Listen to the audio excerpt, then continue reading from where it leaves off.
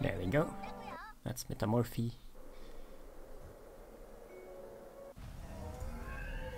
I'm just gonna skip this.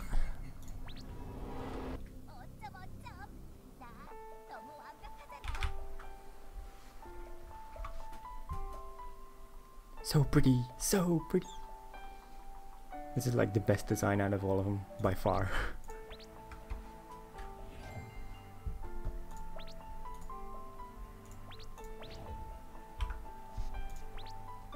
I may be slightly biased because I do like magical girl anime, but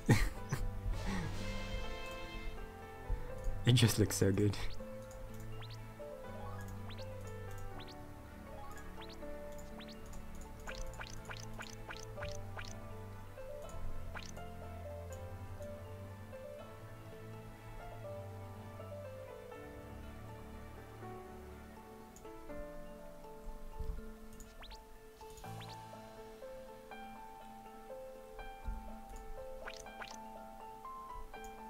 Oh, that's a shame. It takes up the bottom back slot. No! My Ignia set.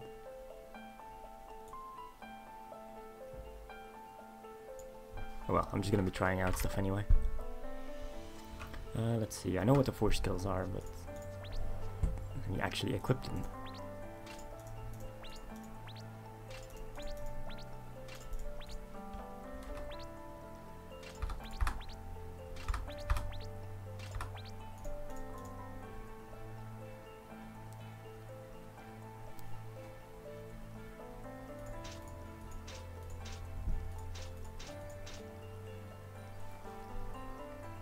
Okay, so impact hammer, screwdriver, and impact zone. I like how they made both the impact skills force change. Let me actually equip impact hammer.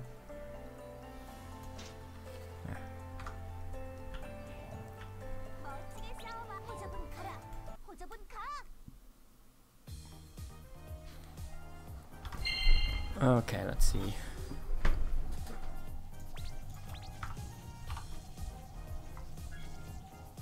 Oh right, I need to hyper. The hyper is way too good. It's the only hyper I'm gonna buy today, like I'm not getting the rest, but this one is just too good. Where is it at? Yeah.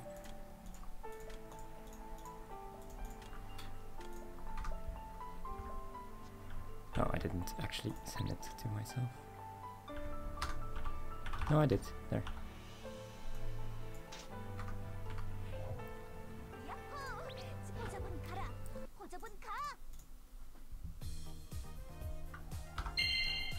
Alright, let me just memorize some stuff so that doesn't happen. I should take off my weapon.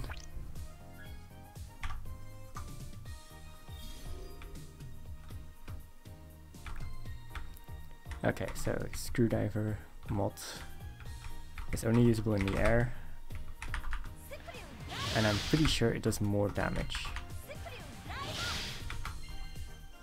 than the regular one. Like regular one is 2.8k, and the new one is 3.4k, and the new one is also 351 per hit. Well, the old one is 238. But I'm not sure about the hit count. Like, it might be the same, but I'm pretty sure it's more powerful. And it puts stuff like right in front of you and hit stuns them really hard. Like, well, you can see that the mushroom is like stuck for a second after it.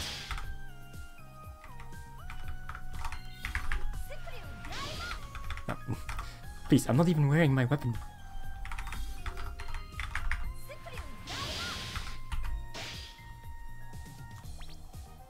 Stop dying so fast.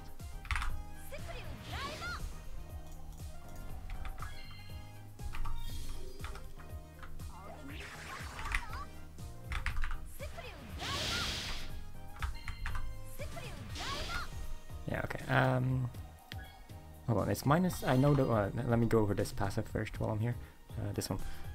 When I'm awakened, my skills all have their cooldown reduced by 30%. Just by being awakened. So instead of Supernova having, oh well, this one's better, like instead of 14 times 1.5 of like 20 seconds give or take, it's like 15 instead. Or Supernova is only 15 as well, instead of 21. Just by being awakened. I don't need to be in magical makeup or the hyper transform for this.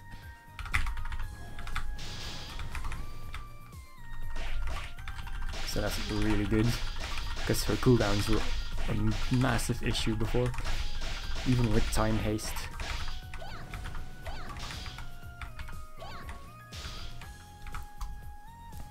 I might as well just go through the rest of this passive too. Like, if you transformed either through magical makeup or the hyper transformation, I'll show that one off later, you get 20% damage reduction. Like, damage taken is reduced by 20%. It's not damage reduction like the stat. It's literally just any damage you take minus 20%.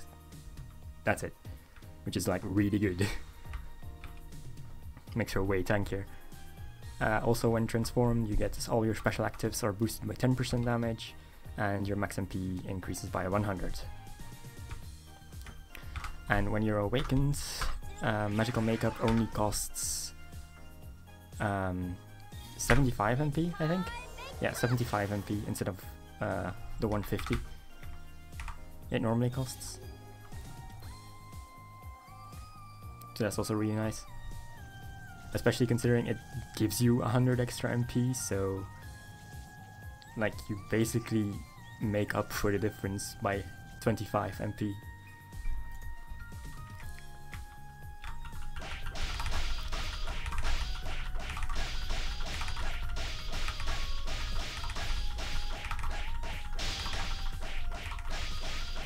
I'll show off the hyper in a second, like to compare the Z damage. Like right now with MMU up, like her staffs do a lot of damage, like regularly, they always have, but the hyper makes it ridiculous.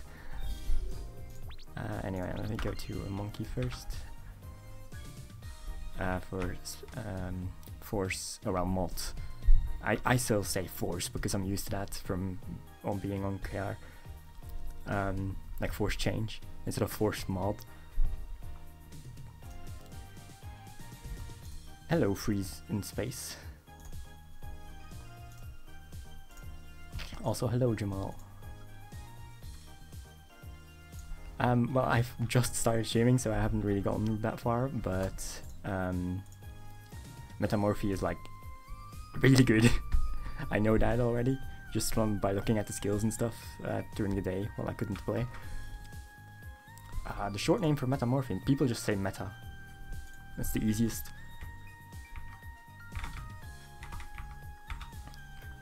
Okay, so Impact Zone. The mod change makes it a single, like, it just makes it a regular skill rather than the slow moving thingy, like travels forward, which makes it a lot more reliable for dungeons. Like, I wonder what max range is. Hold on, let me move a bit away. Cutter. Okay, this is the max range, and I think it does 4 hits. Hold on, I should unequip everything actually, so I can actually see how much damage I'm doing.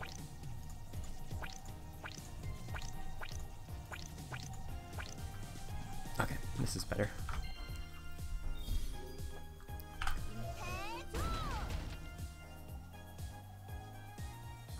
Yeah, that's 4 hits.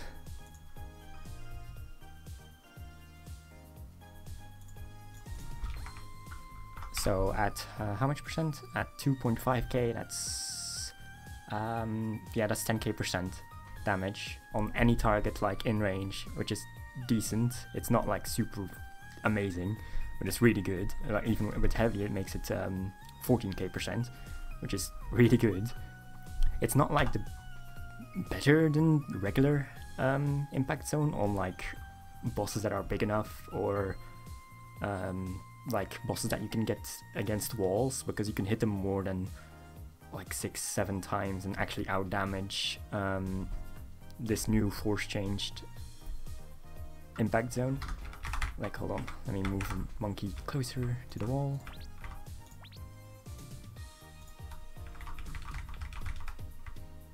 Come on, okay. So like, if you like look at my damage right now for the force change version, that's 375. So if I unequip this, like, oh, I traveled through the wall. Why did it? Please, was I too close? Normally it stops at walls. What is it doing?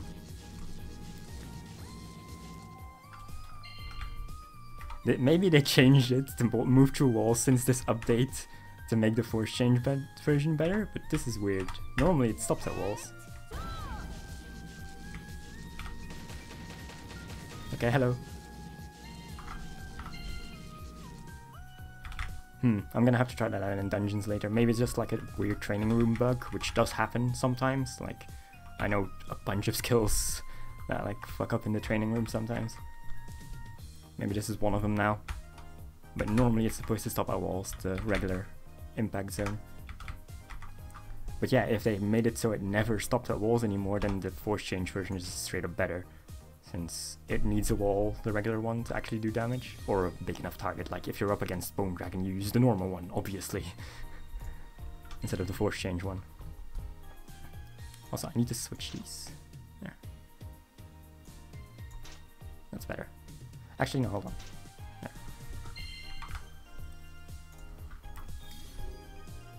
But yeah, I'll have to like check that out in the dungeon. It's super weird that it's not stopping at walls.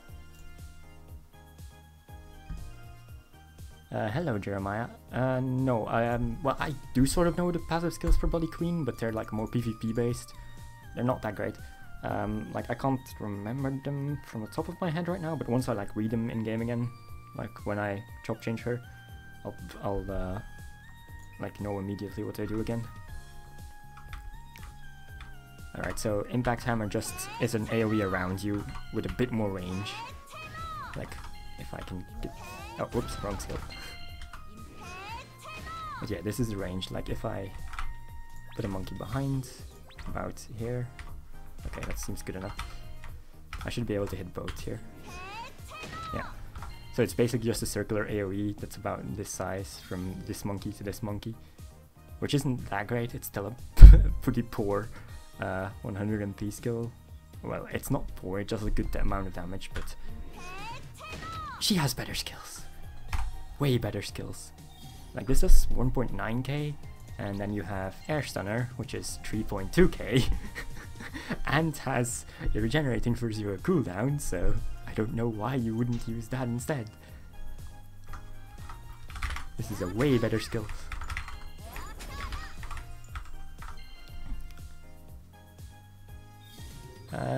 I think that was all of them. Okay, let's do the hammer, the hyper down. Although, hold on, let me actually summon a mushroom. Oh. And like see if it has any sort of suction effect. Ah, that's Supernova. That has a suction effect, yes, I know that. Okay.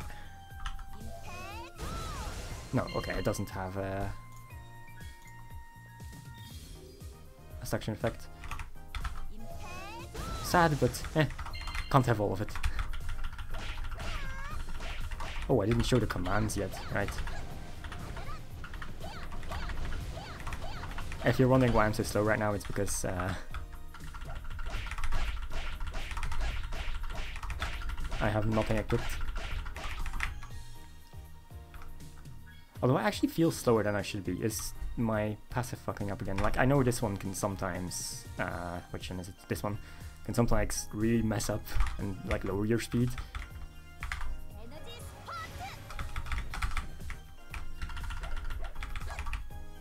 But it might just be because I have 0 attack speed right now. Although this feels really slow. I'll check it out. Doesn't really matter. Oh, Screwdriver's changed. Yeah, it's just an aerial skill now. And it does more damage. Or well, I'm like 90% sure it does more damage because the initial hit does more damage and the extra hits do more damage. It also has way more hit stun at the end. Like the mob is stuck like that for a bit. Which is really good. Because with the old screwdriver, enemies could like walk out of it immediately after it ends. While with this, they're stuck like that. For a bit longer. Okay, commands.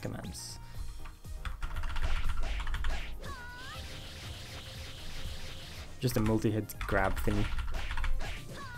Not that great. It doesn't even do that much damage, like normal staffs do way more. I wonder if it has like any suction.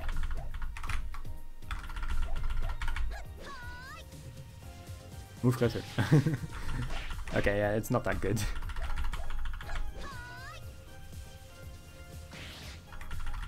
I mean, I guess if they attack you from behind, they get hit stun, so maybe it has some use in PvP. Who knows? No, mod screwdriver cannot be used on the ground. I'm pressing it right now. Doesn't matter. It needs to be in the air. Basically, just think force changed violent attack on Wind Sneaker. It's pretty much the same.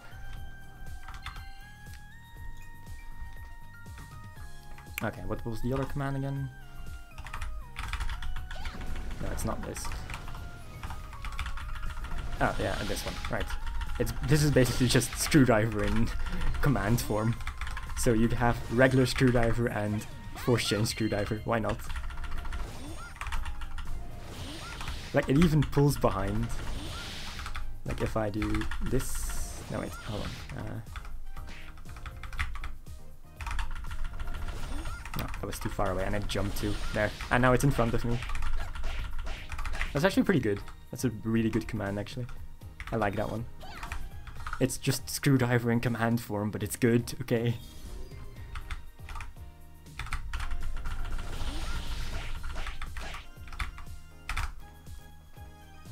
Let's see. I think I had everything now, except the hyper. I'm gonna show the hyper, don't worry. I went over the passive earlier, this one. Did I show it off? I think so.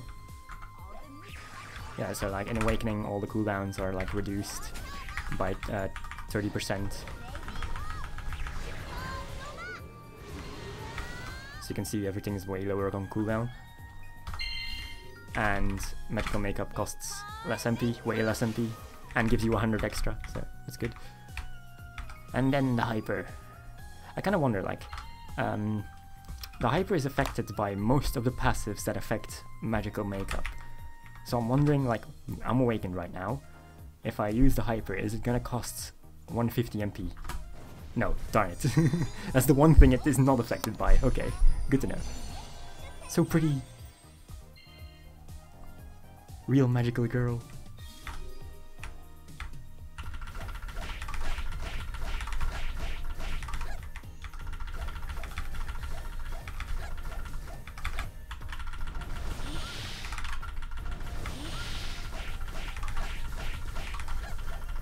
Remember, I'm not wearing anything. Those attacks are just so good. They deal 1.5k damage and ignore all defense.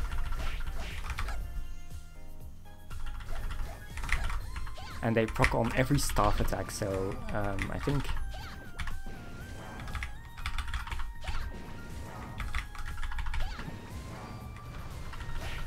Yeah, it just seems to be Z. Oh, my Awakening ended. Now you can see the outfit better. It looks so good.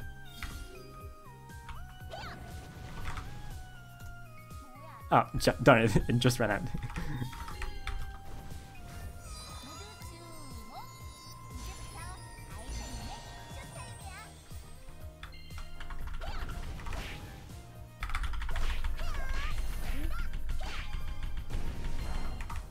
So yeah, dash Z, X does it, ZZ. I wonder if it like cancels launches, hold on.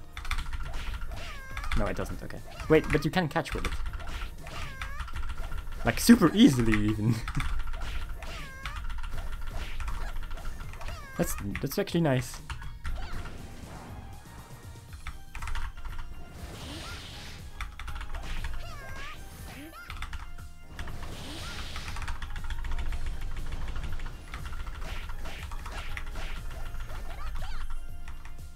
Okay, oh yeah, and the finisher attack, of course. It's basically just a magical girl beam. It's so good. I kind of wonder what the range is. Hold on. Since I've shown everything, well, actually I forgot the last passive, but it's very straightforward. It just makes it so that enemies with more than 60% HP take 20% more damage, which is great. It's 3 extra damage. And all special actives can also trigger energy loss from the Awakened Will passive, so physical defense reduction by 10% and stacks up to 10 times. Like, I doubt it works on enemies you can't debuff, so it's not that great in the end game, but it's something. But I need to go to Elder to check the range on her finisher.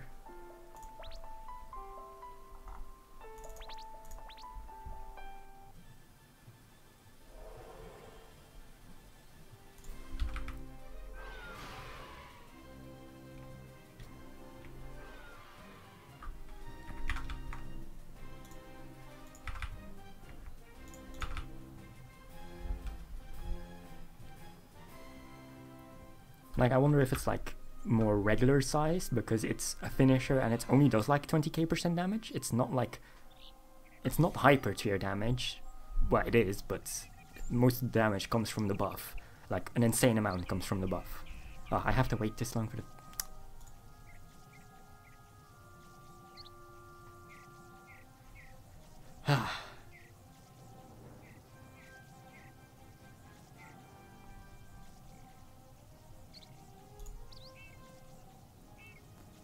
I need to wait for the cooldown. That's annoying. Let me at least move to the spot on top here.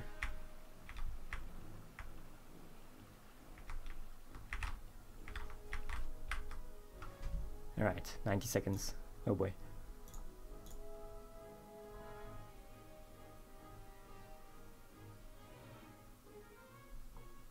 I'm not sure what you mean, freeze in space.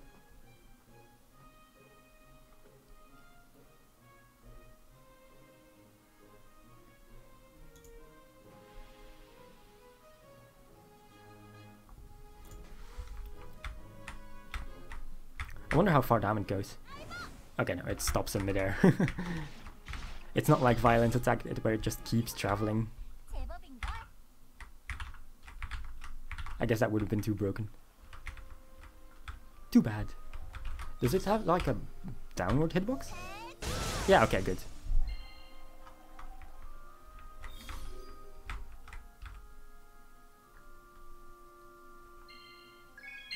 Like, I assume Impact Hammer does too. Like the force changed one.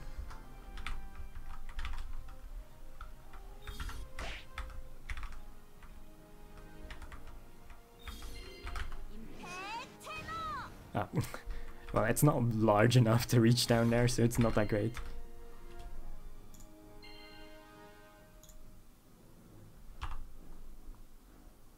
No, I do not main Meta. I mean, I do like her. Well, I like her more now. I used to have like, I have all 3 eye shells, but I liked OS the most, also sure, until now. Meta is just way better, in my opinion. Okay, time for the hyper. Let's see how far it goes.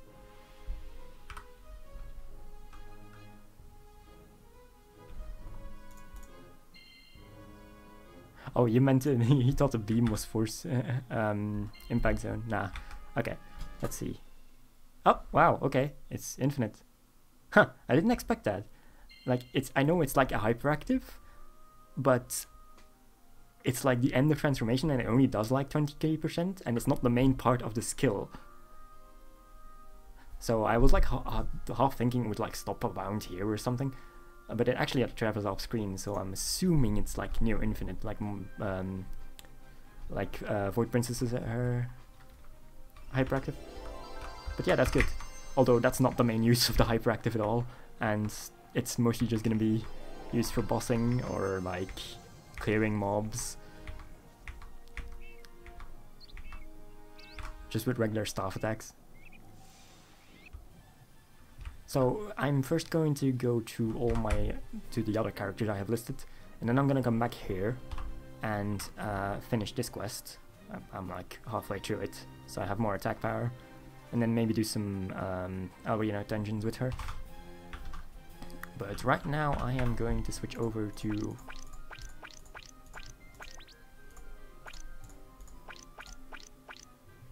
my other characters. Like I'm kind of debating like which skill tier I should boost. Like Impact Zone is great. This is still a really good skill. Supernova is great. So I'm like wondering Bravery build, but then I also have Screwdriver, which is now really good again. Crazy Worm, which is good. Like I could also replace this with Heavy Press, which is also good. I'm not sure. I think I'm gonna stick to Bravery build because I just like these skills a lot. But I'll see.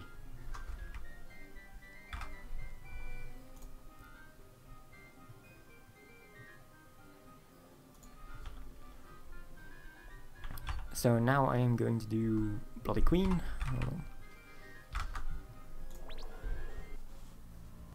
And then and then afterwards Twilight, and then after that maybe Demonio, I'm not sure. Like I have him 99, I know I leveled him in stream, but I really don't like their design at all.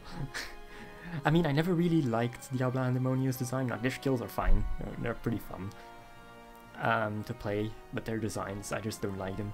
And third jobs, like, no offense to anyone who actually likes them, but the third job designs are actually even worse in my opinion. So I really don't like them. I'm gonna skip them for now. Like I'll probably do third job change them later, but I can do that with by doing the actual quest, because they're really powerful. I know that. Hold on, where is she?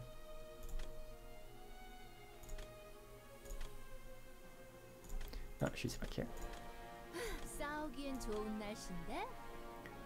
I have a costume, a proper costume on her, because I used to main her like long ago.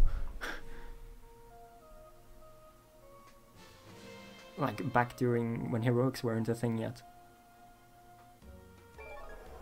But then I stopped playing her. Okay, let's see. Yeah, I don't even have these unlocked yet.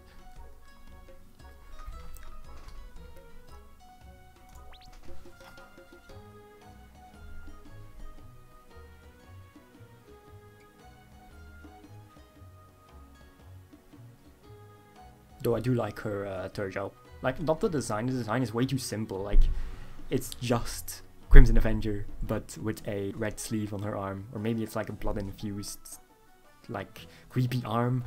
I don't know if it's the sleeve or it's actually her arm. It's like the red like that, but either way, that's pretty much the only thing that changed. And she has a tattoo on her chest.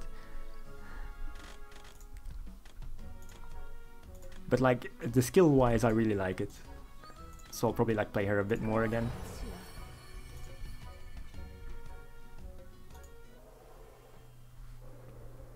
Right, since I'm not like buying the hyper for her, I'm just gonna let this cutscene play so you can actually see it for those who haven't seen it yet. I'll press delete here.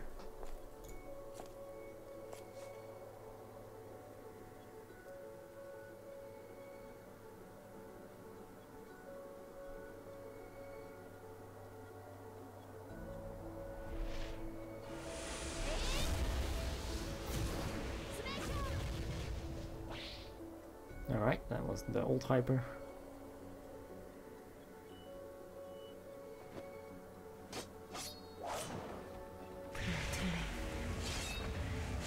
New hyper. Ah, the effects are so blurred out. Even though, like, I don't get how this works. That wasn't my character that did that, but my own character's effects are on full opacity. So why is it like blurred out like this in this cutscene? I'm not sure. Okay, yeah, that's not a sleeve, I think. I'm pretty sure that's actually her arm that's like that. At least the red part. I'm not sure, it could be a sleeve.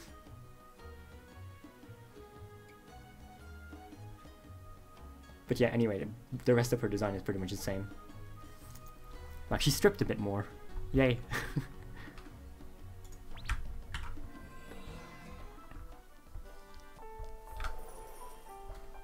At least her pose is cool.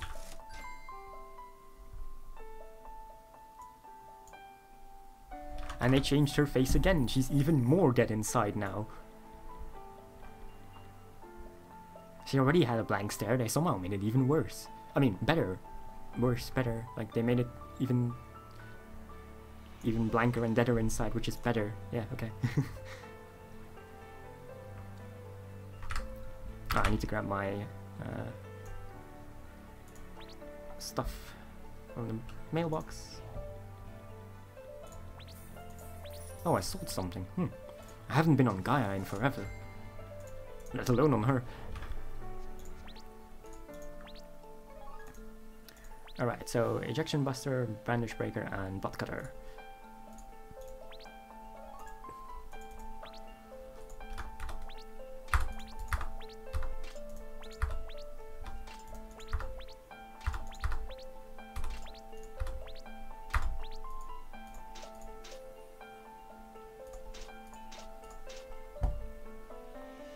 Alright, I still have this amulet here from long ago. I haven't opened it yet because I want to get a void weapon on Gaia for someone. I'm not sure who yet.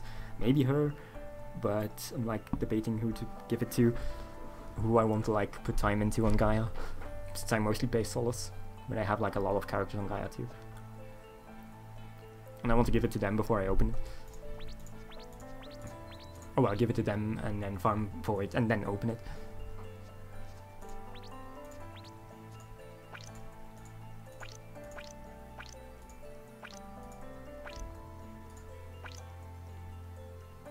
Yeah, that doesn't look like a sleeve. That's her arm.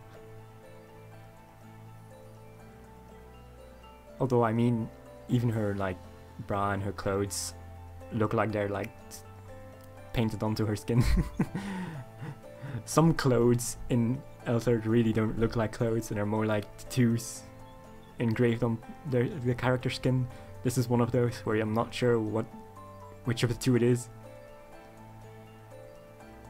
But that arm looks like it's actually her skin, which is interesting at least. I wonder, does she still have the red ribbon that she used to have? I don't see it anywhere. Ah, that's sad. Like Dark Knight and Crimson Avenger had like a red ribbon on them that they always carried with them, and it's gone now. Or at least I can't see it.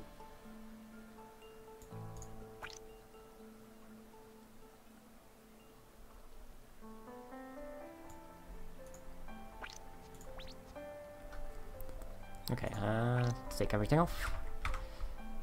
Oh, I have the 3 force change skill on my bar already, good.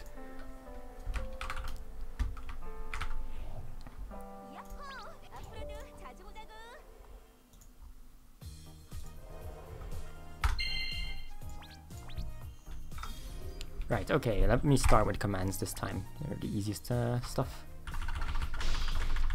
Wait, why? I hate how it like shows an old command and then the 2 new ones. So it's basically, what's it called again? No, not this.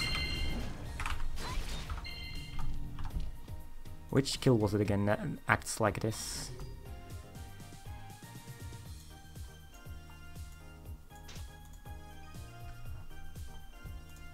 No, don't worry, don't worry. I don't exactly have an active chat, so I don't mind if like people aren't talking. Yeah, it's basically this skill, but in command form. I think it even travels just as far. Okay, no, it actually travels. No, it travels just as far. I'm moving forward because of the X. So if I were to like start here, I end up right below this window. Yeah, I traveled just as far. I went a bit further there. Yep, it's the exact same animation even. But yeah, it's an active, and command instead of a special active. So this is never gonna get used again, ever. Because why would you spend 80 MP on when you can just do it with a normal command? Obviously it's not gonna do as much damage, but this never actually did much damage to begin with.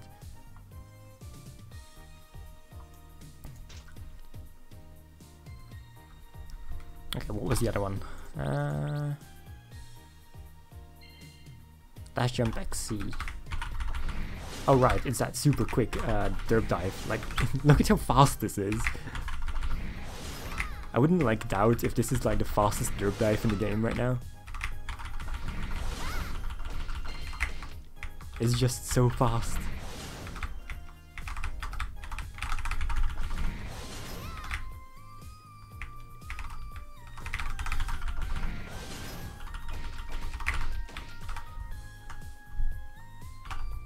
Alright, on to the skills then.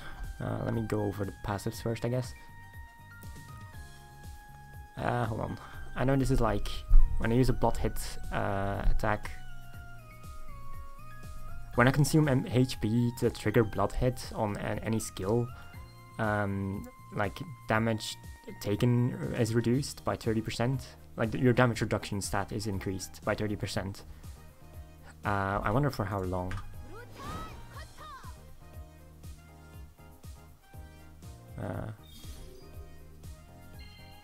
Let's see here. Wait, but this isn't... Yeah, that does have... Oh wait, I need to actually...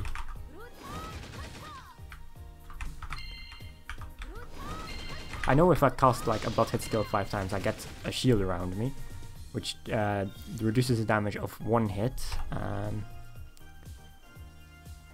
If an attack were to do more than 50% of your HP, it will guard that and just nullify the damage it does. That's what the shield does, which is kind of nice in like the endgame dungeons, because you're spamming blood hit anyway, so you're gonna have the shield up all the time, and you won't get like cheesy one-shots by random boss attacks, so you'll be able to survive a few things easier, or if you're like playing bad or like on low HP, which is like which happens a lot for Crimson Avenger.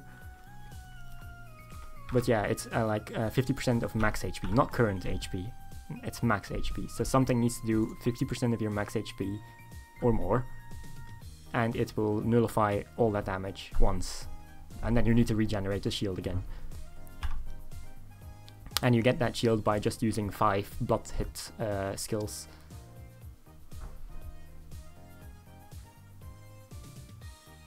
There are a few other effects here. But we don't have them on the wiki yet, because usually I'm like the one making those pages. And if I haven't done it yet, no one does. Or very rarely, there's like another person, another 2 people, give or take, that actually do these things. Like make the pages with all the info on them.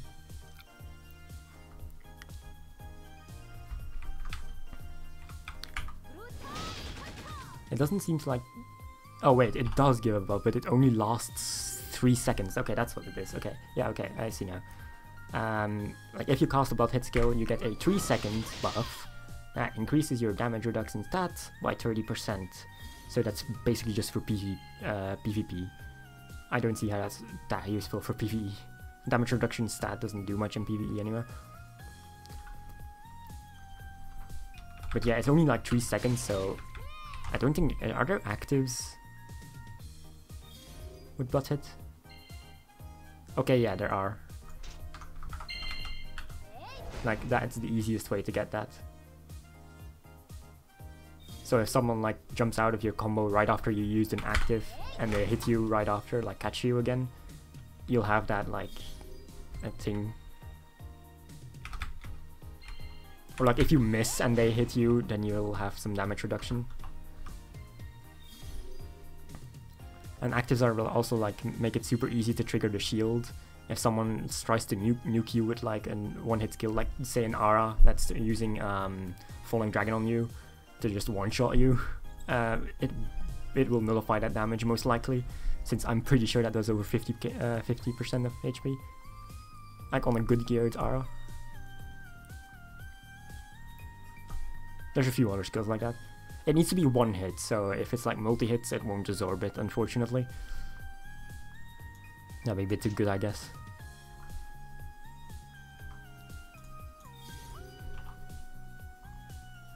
I think that's all the effects here.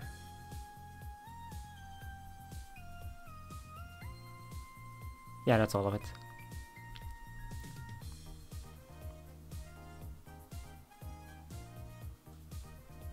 And then the second passive, let's see. Right, when you inflict a target with bleeding and you're moving towards them, hold on, let me try and get bleeding on it. And if you're moving towards them,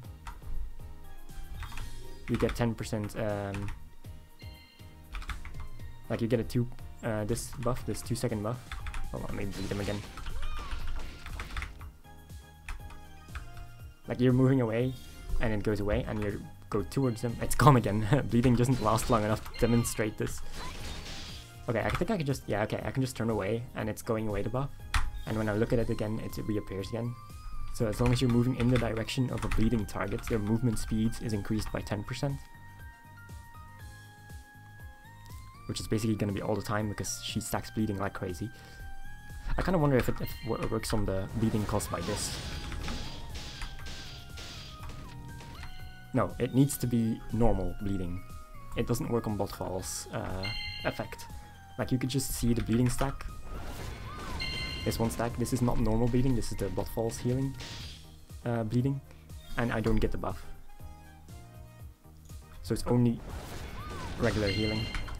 Like if I stack a normal healing stack on top of this. Sad, but I mean, Bloodfall's bleeding has never like triggered anything bleeding related. It really should, but let's not get into that. I think that's all it does.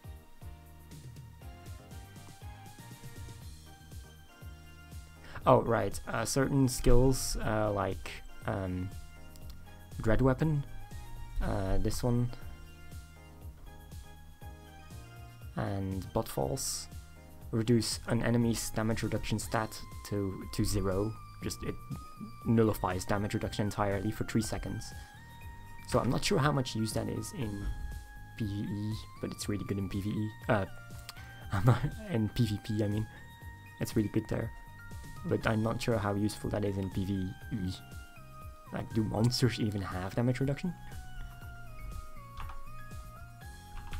Outside of like the Hamel spike thingies, I know those do. Those have like that debuff, that buff field around them that is damage reduction. But I'm not sure if enemies have innate damage reduction at all. Okay, so that's her passives. They're not that great. They're okay at best, but they're more for PvP. So yeah, I can't show the hyper. I'm not gonna buy that. Force change, right. Let's start with Ejection Buster, the fun one. So normally it's a beam, but instead it's a big shockwave in front of you. With like a significant amount of vertical range. I like how she's like rushing out the skill name because she barely has time to say it. And I think it does like 4 hits.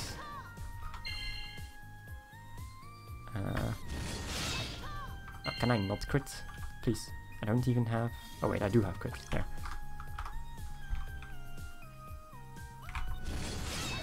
So that's 17630.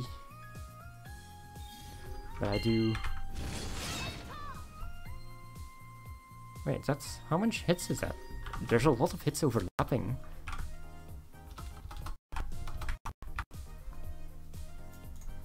7, 5, 20.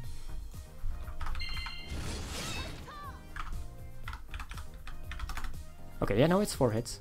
My math is bad today. So 4 hits, I think that's the most you can get out of it. I don't think you can get more.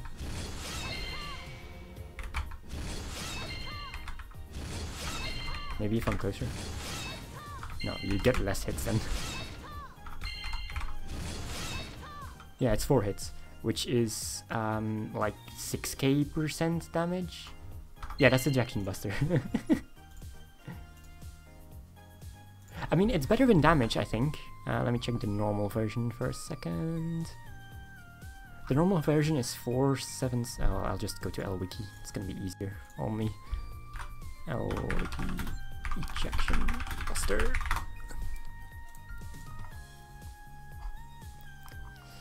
That's 7 hits.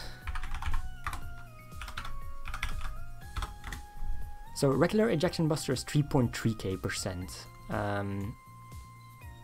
And with useful, hold on, do I still have useful on this? No, I have gigantic. Okay, good. I was wondering for a second. I think useful is actually worse on this. I'll try it out in a second. But yeah, normal ejection buster, non-useful, just gigantic, which most people use, is 3.3k% damage, which is not that great, but it's used for its range mostly. But then force change is 4 hits of 1.3k.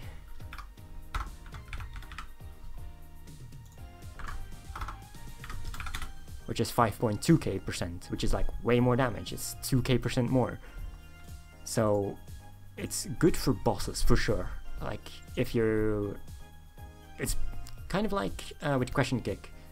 With force question kick, you use the force version in dungeons because of its insane range, but it loses out on damage like massively compared to the regular crescent kick. So when you reach the boss room, you switch it out, since you can switch force mod skills anytime you want, and then you use the regular crescent kick for bosses. And this is going to be the same. You use normal ejection buster for dungeons, and then for bosses you use the force change version because it does much more damage. Let me check useful actually.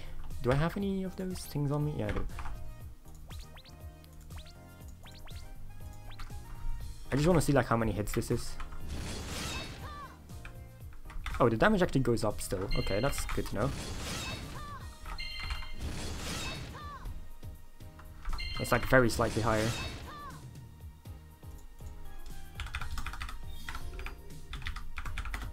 Yeah, it's 6 hits instead at 70% efficiency, so that's 5.4k. That's 200% higher. That's not worth it. It's better to stick with gigantic because you can't like switch traits on the fly in dungeons. You can, but it's not worth it. You're gonna run through your Oblivion scrolls really quickly. So yeah, just stick to gigantic. So ejection buster still has its size in dungeoning, and then you just use gigantic for force ejection buster for bosses. Like useful is 200% extra. No one cares about that. 8% item drop rate on L tier. I think people might buy that, but like you're not gonna get that much money for it. I don't know the prices right now for item drop rate stuff, but unless it's like high tier, like unique plus 10% I think is the max, that might like sell for a lot, but 8%, I think that's purple still, right? Purple rarity, elite.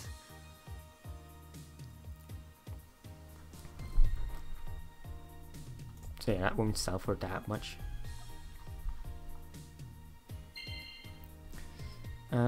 Okay, blood cutter next. Can I use this in the air? Yeah, I can. Okay, good. Yeah, it says it in the skill, can be used in the air. You can also obviously use it on the ground. It basically sends out, how many discs is that? 1, 2, 3, I think 6.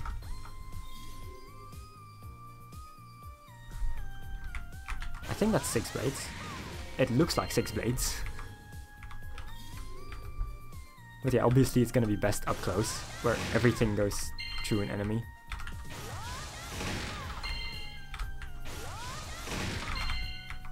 I kind of wonder, hold on, let me get some more enemies in here.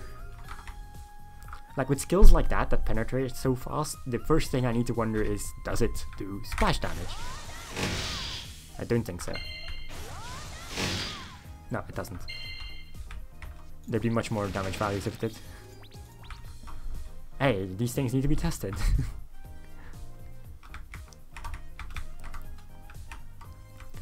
Hold on, let me try and figure out like the best distance. So I just did 109.438. Oh, oops. Okay, it seems point blank is just the best. Yeah, point blank it does the most damage. That's how many hits is that?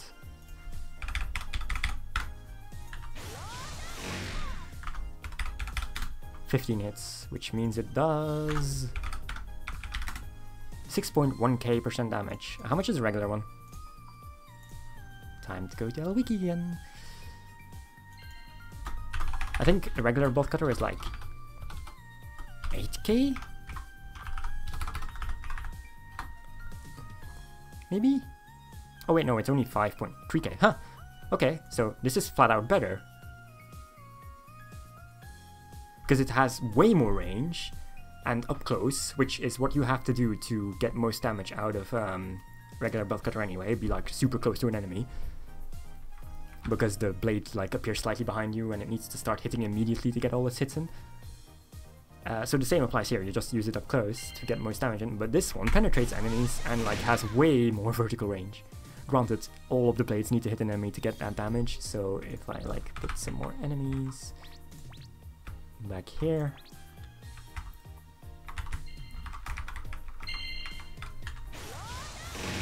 Obviously the last one isn't gonna take as many hits, but I think that's still 4 blades hitting it.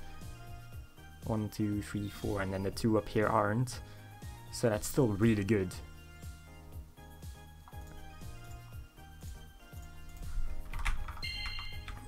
So yeah, this is actually a really good force change. I like it.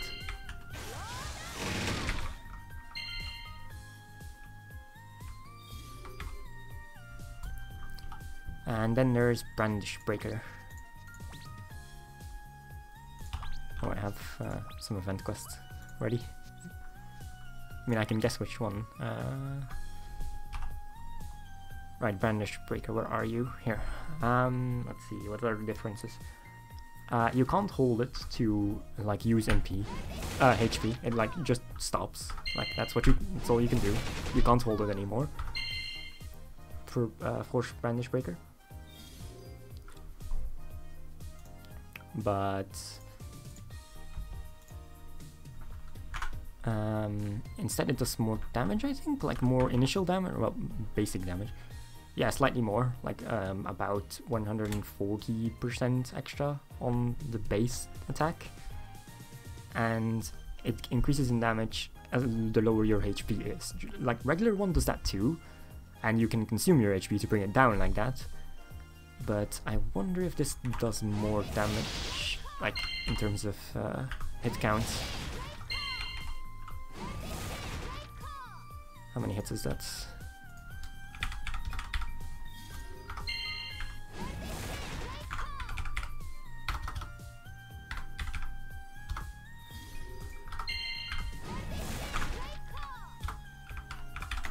Six hits. I think that's the same as regular unextended Brandish Breaker. Yeah, it is. Huh, okay. Ooh, that's actually a lot of damage loss.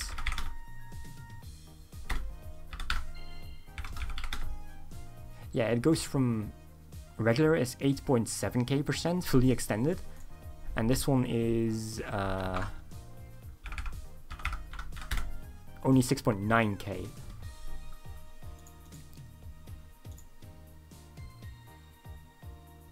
I'm like not sure what the point of this is then. Like you want to be at low HP with Crimson Avenger, so Brandish Breaker being able to consume HP is really good.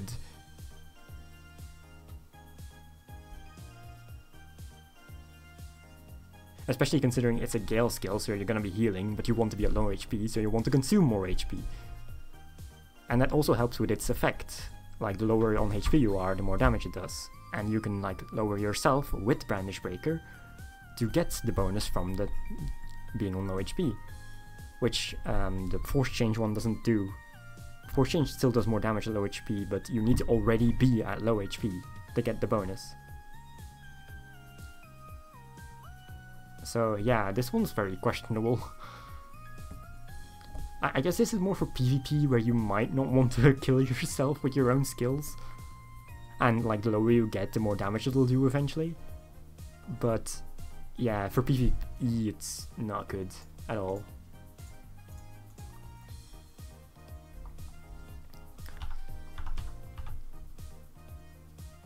That was all of the force change skills, I think.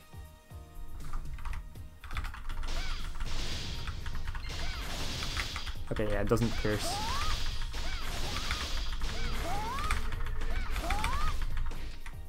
I mean, it's a really good command. It charges a lot of Gale. That's actually pretty good. Now, obviously, this charges more Gale, and it's obviously still way better of a command.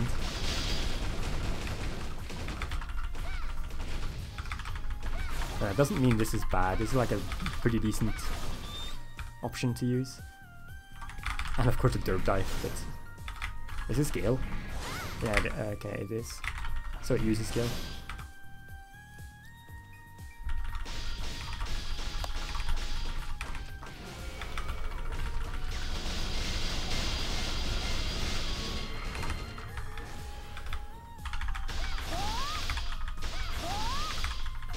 It doesn't actually do that much damage.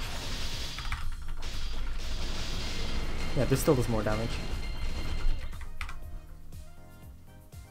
I guess it's more for like getting up in someone's face, especially in PvP.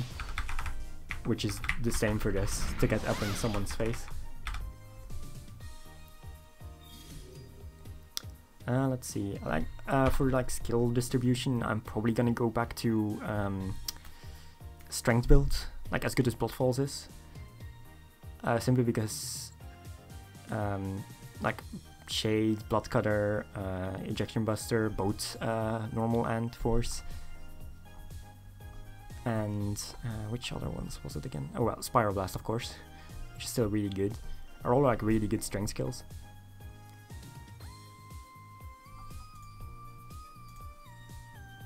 So I'm not sure.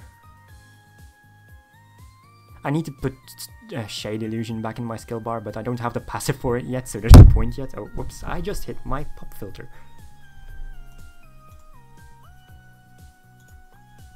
I hope that didn't like spike on the stream, because I know how loud hitting a microphone can be for the receiver. But yeah, once I get like this passive, I'm probably gonna use Shade Illusion again to like abuse it, but I'm not sure. Like both Bravery, Crimson Avenger, well, Bravery, Bloody Queen, and Strength Bloody Queen are gonna be really good, and it's like gonna be up for debate, like which one is actually better. Like, she just gets massive clearing with this Shade, and well, regular Ejection Buster, not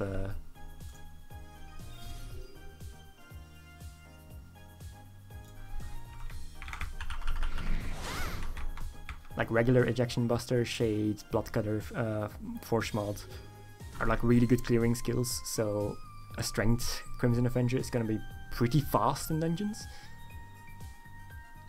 But then she's gonna lag on bosses. She's only gonna have like Spiral Blast and Force Change, Ejection Buster to deal with bosses. Which is it's okay. I mean, Spiral Blast does a lot of damage. But yeah, Bravery is definitely gonna win out for boss fights. I am going to remove Force Change Brandish though. That's not a good skill. And PvE. It's not good in PvE. It definitely has uses in PvP. Okay, I think I went over everything for Bloody Queen then. Well, obviously except the Hyper, but I'm not gonna get that. I think this is probably better anyway. Like, I've seen the animation for the new Hyper, and it's just like a full screen AoE, like most Hypers are. But this one has like insane suction, and already is like one of the most powerful Hypers in the game, like by pure damage. So this one has a lot to live up to.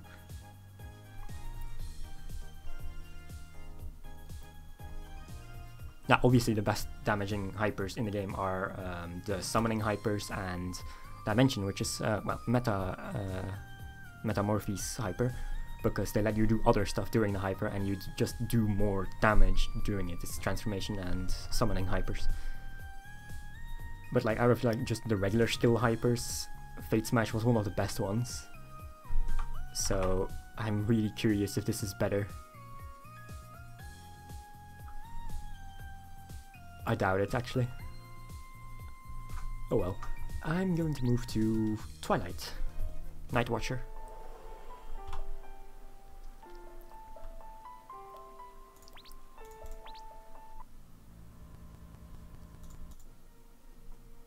Hello, Nick.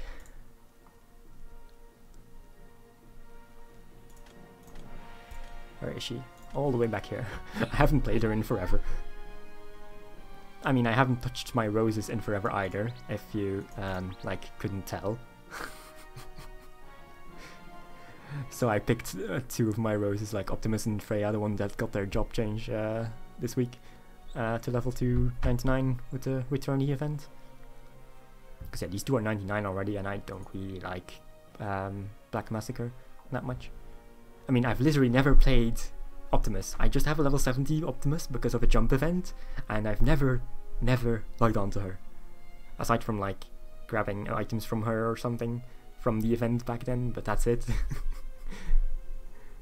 I know nothing about Optimus. It's just not an interesting class to me. I don't like mechanic classes that much. But I want to like get it 99, like gave myself an incentive to actually level her with this event. Force myself to play her for once to see what she's all about. But yeah, I don't really like her concept that much. Like, it's the same reason I don't have a code Empress. I just don't like summoner classes that much. Not my thing.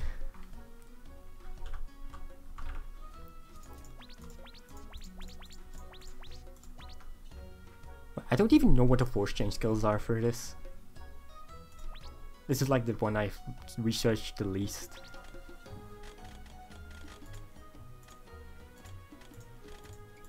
It's here.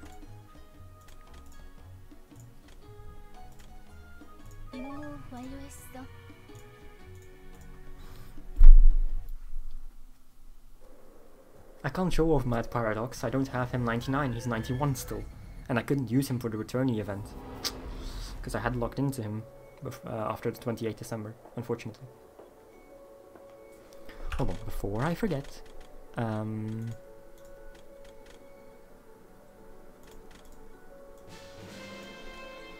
There. Now the hyper will actually be visible. Yeah, this is innocent, old hyper, obviously. And then new hyper, because I'm not gonna buy it again.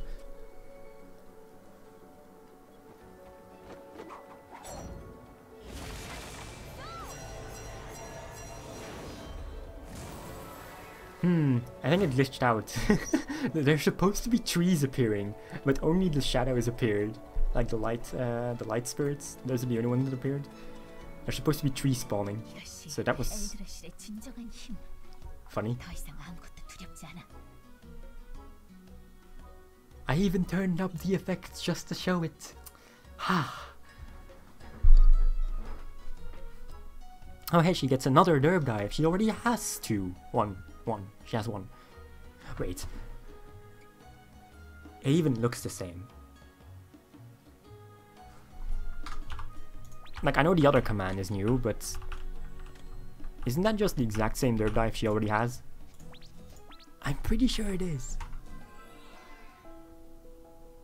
Oh wow, I'm still an Elysian on her. Whoops.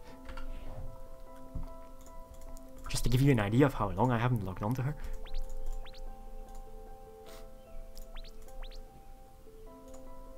What are all these things I still have in my bank? I see old event stuff. I have a fluoride. Wait, but that's... Hold on, they said the event wasn't starting until the 14th. The upgrade event. We're the 8th. Did they change the time? Well, it's a good thing I'm on Gaia still, because I know it's once per server, at least, if it's not once per character. Like, those things are usually once per character, because it's like one fluorite that you can't trade. You can bank share it, though. So yeah, since you can bank share it, it might be once per server, but since I'm on Gaia right now anyway, And you can bank share it anyway, even if I wasn't source. Now I was slightly worried that I like fucked up somehow by being on the wrong character for an event item.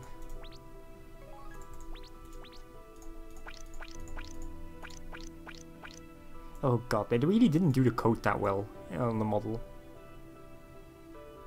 Like, the rest of it is fine, but the hoodie is bad.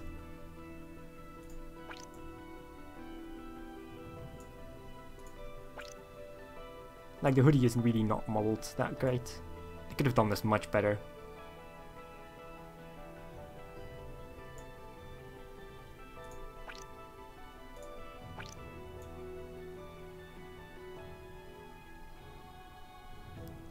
Yeah, the model is a bit of a disappointment. Like, the art is really good, but the model is off.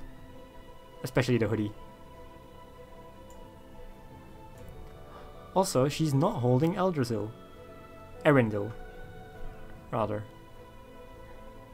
Which is sad, because both Fatal Phantom and Immortal, Infinity Sword Stirjob, are holding their sub-weapons in the idle pose. Like, you can see Immortal holding Conwell, and you can see Fatal Phantom holding his Phantom Shooters during their idle poses. But she's not holding Erendil.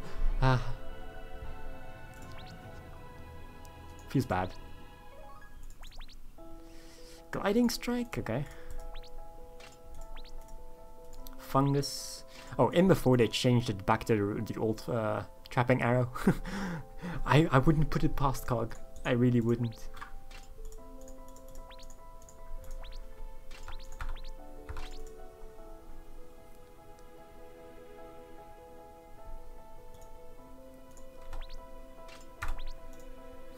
Hello, Wolf King.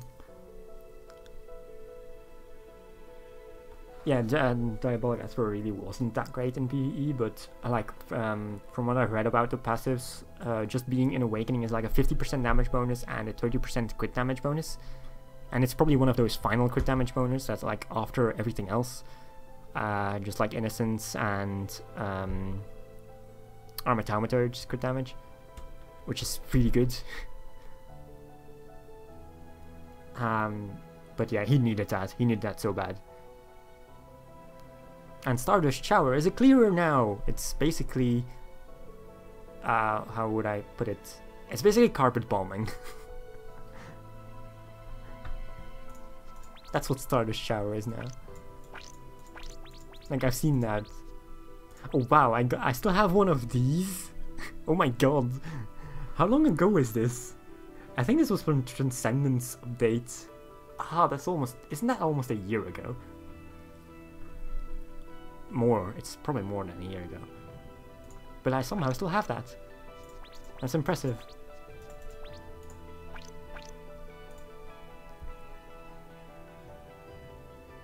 You mean Maximum Strike? Maximum Drive is a RF skill. But yeah, Maximum Strike, I don't know how much damage I think it was like 5k. But the thing is, it's basically like Force modded Eschaton. The regular Maximum Strike does splash damage on targets close to each other, but the Force Change one is so big at maximum charge that the splash range of the projectile is gigantic, just like with Force mod Eschaton. So basically it just goes through everything and does insane damage.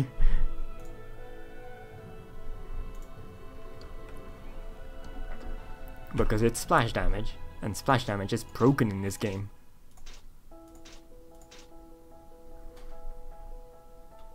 Like, if I had him 99, I'd probably be like showing him off today, but I don't have him 99, because I didn't really like Diabolic Esper that much anymore, especially after all the nerfs he got and stuff.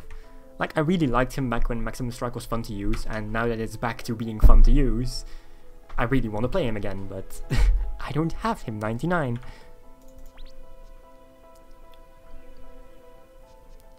Let me go to Elry Notes, so we're not in Elysian. This is so old. So old. Okay, this is better. Actually, let me take the... I'll take the weapon off. I just find it funny, she gets like a crossbow, and then a normal bow, and they just function exactly the same.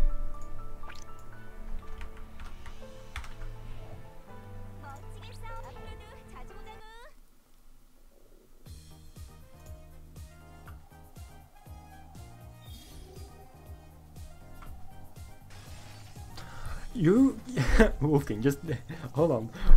Cooldown reduction might be good on Azura's third job, but it is nothing compared to both the new dimension, which Metamorphy and Innocent. Like, they have no cooldowns essentially because of time haste and one of the new passives. What's it called again? Makeup enchant. Like for Metamorphy, those two together means she has like no cooldown, and then Innocent has the nobility and communication duet, which basically makes them have no cooldown. So if Azura's third job has anything similar like that, it's not that broken because other classes have already done it that are better than her in every other way. So let her have it, I don't mind.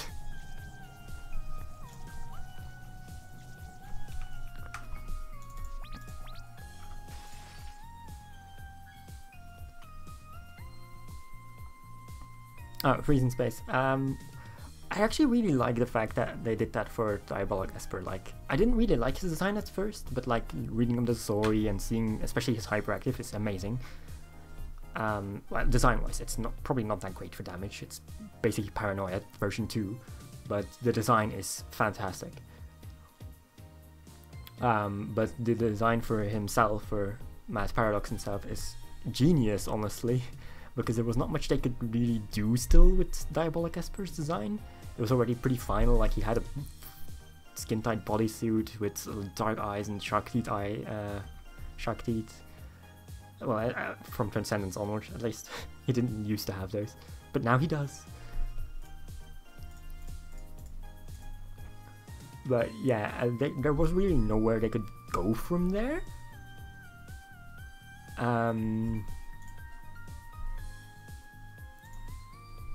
So what they did with having him like basically have no actual body anymore, he's completely out of space and time, he's basically just particles floating around, and he can reconfigure himself into any like shape or body he wants, like as long as it's his own body. It's like still time related and stuff, so he can like go back to his child form or go adult or whatever. He's not actually a physical person anymore, he's just something in time and space. And him like showing up as a kid again, like thinking, and he has like a shark next to him in his art portrait that shows his mother. It's like really hard to see, but it shows like one of the teaser images from long ago which showed his mother in those shards. So he's basically like using that form to like cope with the fact that he can't like travel back in time and stuff. So he just lives that way, looking at his mother in other timelines, while being his own young self, to like think he's like back with his mom. And it's like super sad. for one, like Diabolic Esper has like the saddest backstory in the game by far. And like when he awakens, around chance of when you awaken, like, and he goes back to his actual body, is like, okay, now he's serious and now he's actually going to like kill stuff everywhere rather than role-playing as his younger self with his mom. And so like it's like a really cool dynamic, and it's really interesting. Like they did a really good job with that design, especially like concept-wise.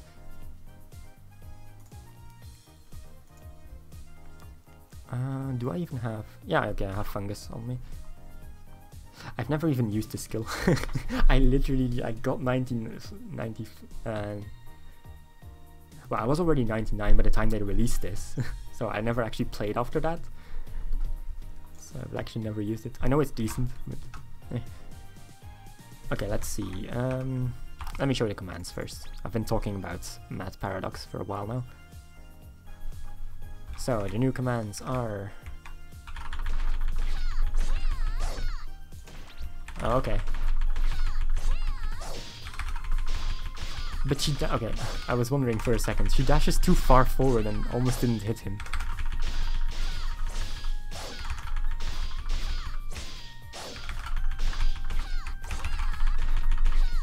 Oh, you can loop it. Of course you can.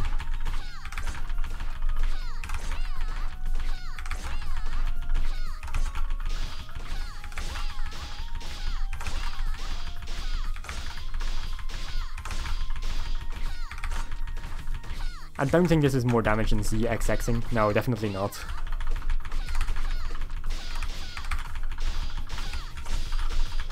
But since you can just combo out of it immediately, that's actually really good.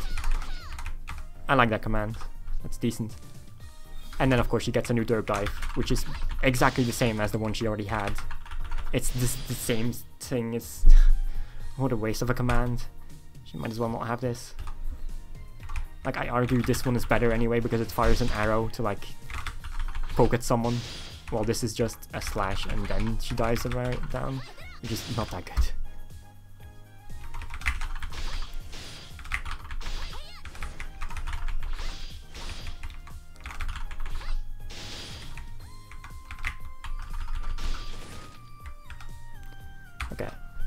Okay, that command is terrible, because she already had it, basically. But yeah, the other one is pretty good, this one. It probably launches at the end there.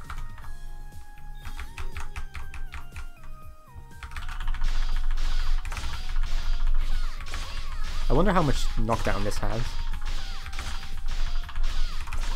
Okay, quite a lot actually. So it's not good for looping like low knockdown or anything. Oh, it doesn't launch. Or was that just the explosion?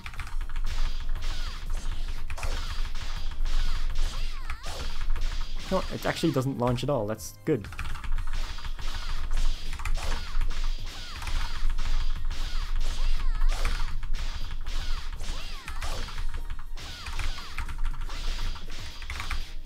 Alright, let's see.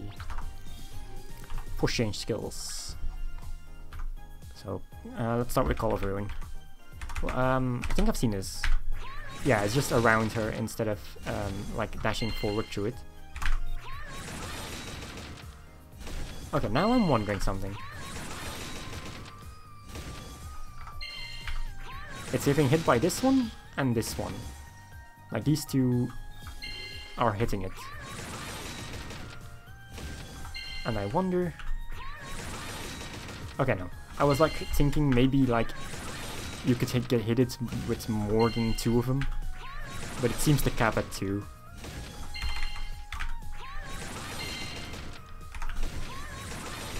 Yeah, I can't get more than that. Hold on.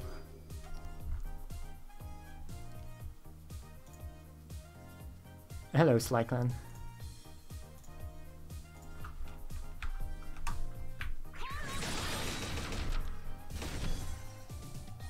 I wonder how much damage is this compared to regular. Like, I'm fairly certain it might be weaker. I mean, it does more initial hits though. Well, initial hits. I mean, it has 2 damage thingies instead of just 1 like the normal Call of Ruin. So it's like split into 2. So it might do more damage. Let me check the hit count on this. That's 20958.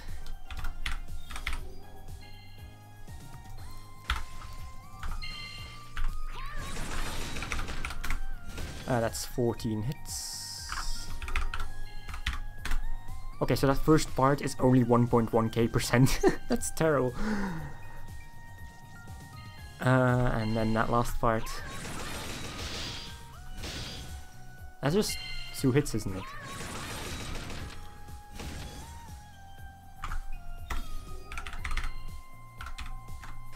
Yeah, okay, this is terrible. It does 5k%. That's it. That's the total damage of this.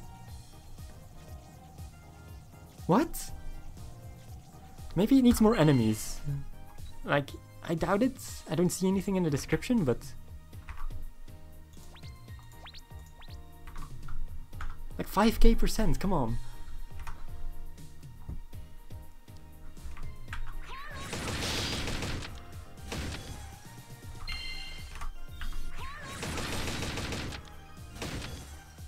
It's not doing splash damage or more damage. It's still the same hits, so... Okay, no, that's terrible.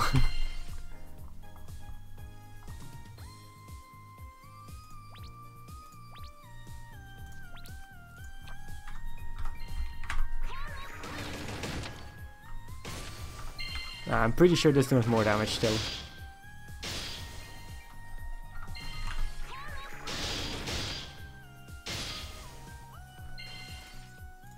I know, like, it was never like a high damage skill, but I'm pretty sure it did more than 5k%.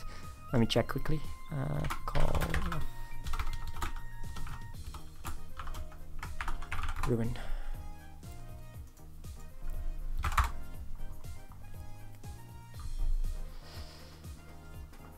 Okay, it actually does 5k% normally too. Did they like nerf it massively some time ago? Oh yeah, they did in April, huh?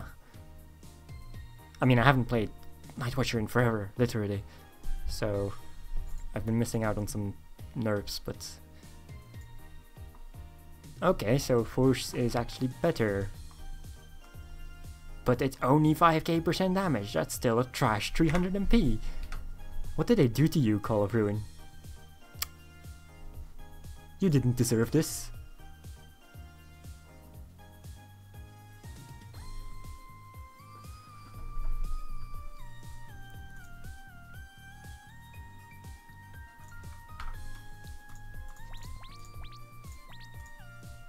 Let me take a normal enemy.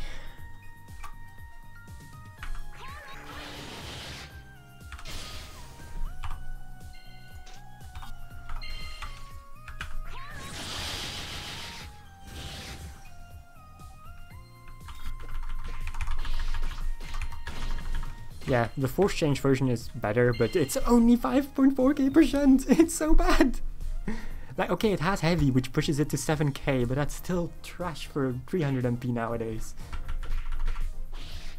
Like, I expect at least 8k. Unless it has something else that's really good about it. But this doesn't. This is just pure damage, 300 MP.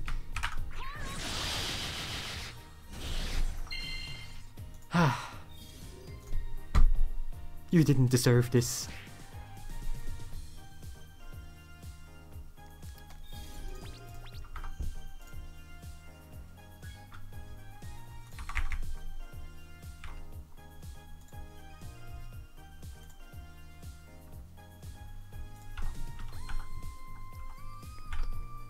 I really thought like normal Call of Ruin still did like 7k normally and then 10k% with heavy, which is what it used to do, which was perfectly acceptable. It wasn't super broken or anything. It was a really good bravery skill. And now it's only 5k or 7k with like heavy. And even the force mod change only increases that by like 400%, give or take. Oh god. Okay, let's move on to the next one. I'm actually going to get rid of you right away. But what am I going to replace you with?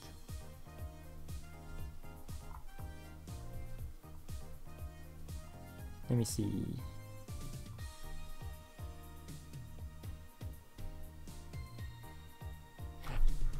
Doesn't Arrow Tornado do more damage? Like, it's not physical, I know, but...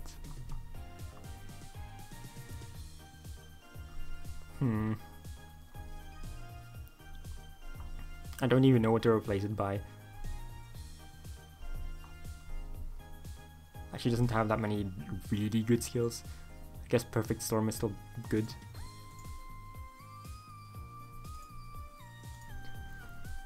But anyway, let's move on to Trapping Arrow Fungus. Okay, it's basically just down instead of in front.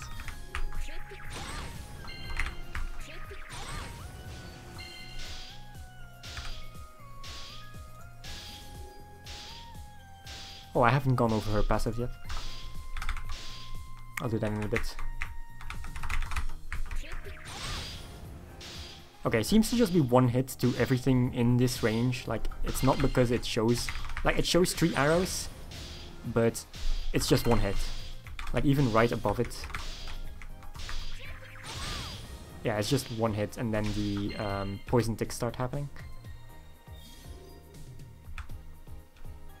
At least I'm pretty sure. I saw more hits, but I think that's like poison ticks happening.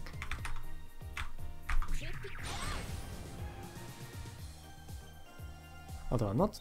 Oh wait, it might have been NF explosions. I wasn't paying attention if I had any. Okay, let the poison run out. Why is there an...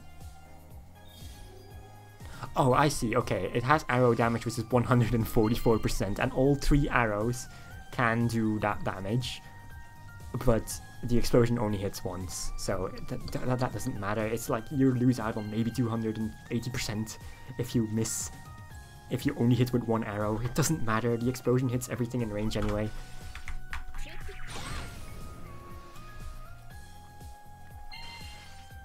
So yeah, that's, I mean, it's okay, I guess. I think, what's the damage? The damage is exactly the same. It's 100% exactly the same. The only thing it does now is... Hold on.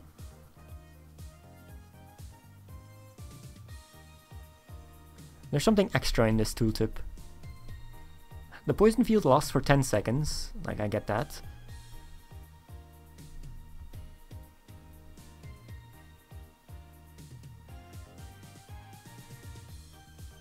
What is that extra effect?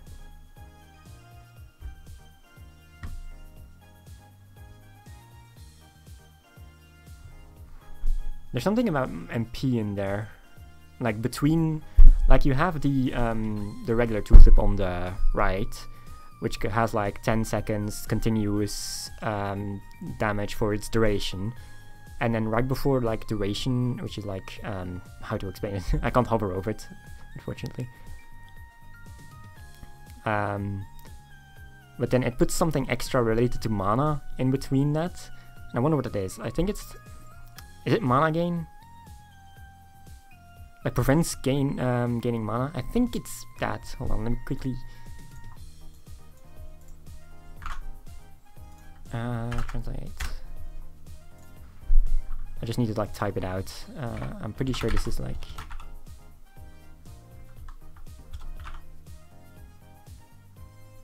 Oh, it just adds the mana burn. Okay, that's the effect. I should have seen that. Like, I saw it burning MP, but...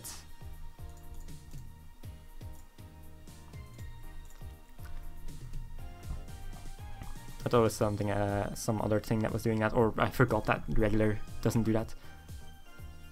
But yeah, it just burns 5 MP per tick. That's the extra effect. And otherwise it does exactly the same damage, 100%.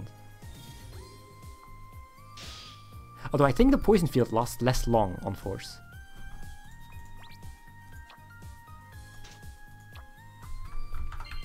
Does it? Oh yeah, I can't use it. 5, 6, 7, 8, 9, 10. Okay, yeah, no, it's both 10 seconds, okay. Since, well, this has like the true effect. Wait, but the true effect was the mana burn. They just put it into the normal description. Okay. I just realized I forgot to go over the true effects for Bloody Queen and Metamorphy. I'll do that in a second. Like for the Transcendent skills.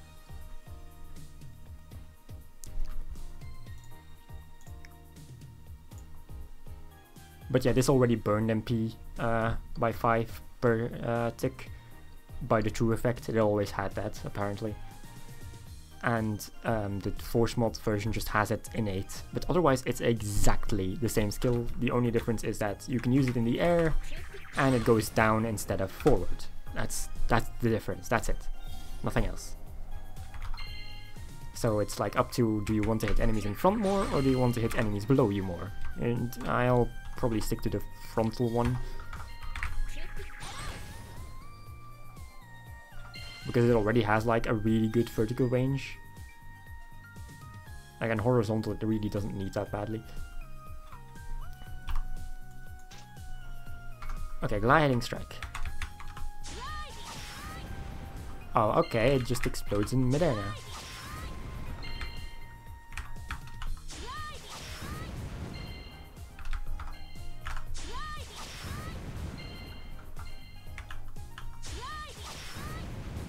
It seems to do the same damage no matter where the enemy is in the explosion, so that's good. It's not like size based or anything. Yeah, okay. The explosions have a really terrible vertical range though. How many hits is this?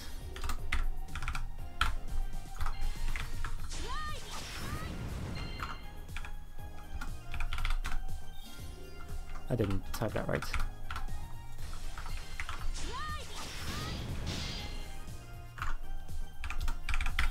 That's 8 hits. That's the same, I think.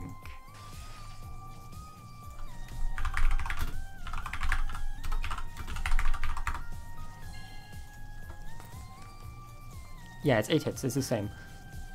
Does it do more damage?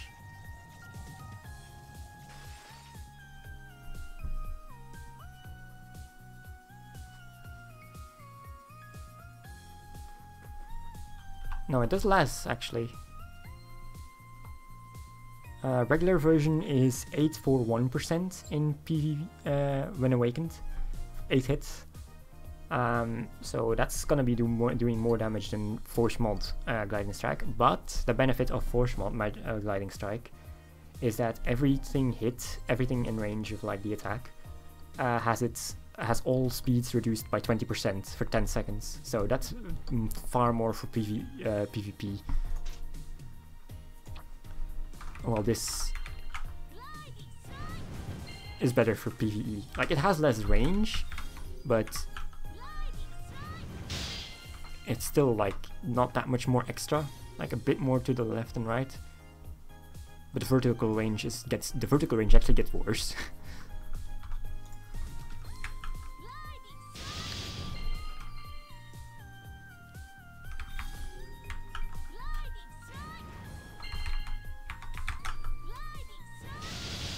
Yeah, the vertical range gets much worse, but the horizontal range gets better and it reduces movement speed, while at the cost of doing slightly less damage.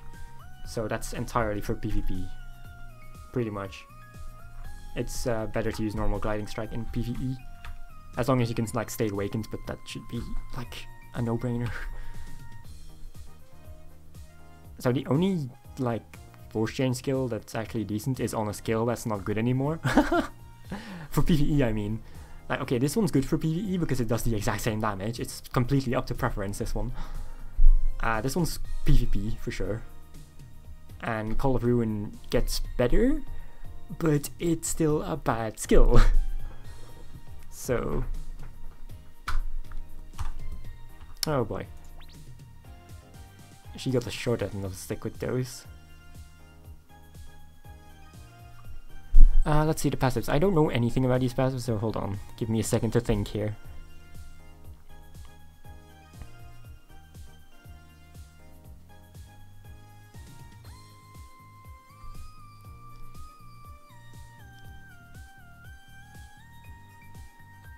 Okay, so there's a 30% chance for certain skills. Fatality. Which skill is that? So I know no, not, yeah, fatality. I think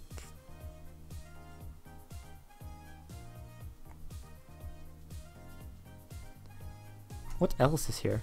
Hold on, I don't recognize that name. Oh, that's Butterfly. Yeah, okay. Fatality, Butterfly, Furious Engage. Oh, okay, it's basically the Eldersil special actives. So the what's her sword called? Arendelle. Arendelle. The Arendelle special actives. So Butterfly, well, actives or special actives doesn't matter. Just Arendelle skills. Butterfly. This one, I don't even remember what this is called. Whoops. Eradication, that's it. So Eradication, Butterfly, Fatality, and Furious Engage. When you use those skills, there's a 30% chance for an extra hit to be triggered that does 200%? I think. Let me just spam butterfly, that's gonna be the easiest.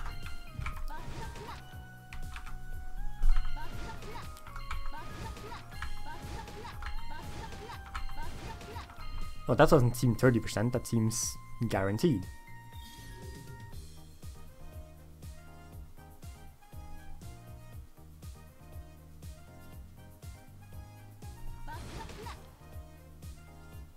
Oh, there's a chance you get a buff. This one. I think that's 30% chance. No, I seem to be getting it every time. What's this chance then? Like, I can see 30% probability for something.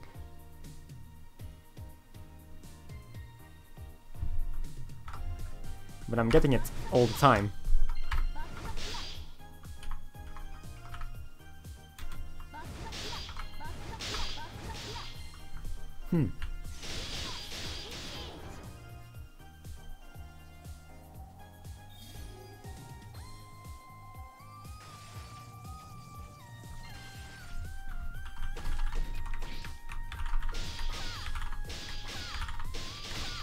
Oh, okay, is it? Okay, now I see it. Okay. I had to like read that for a second.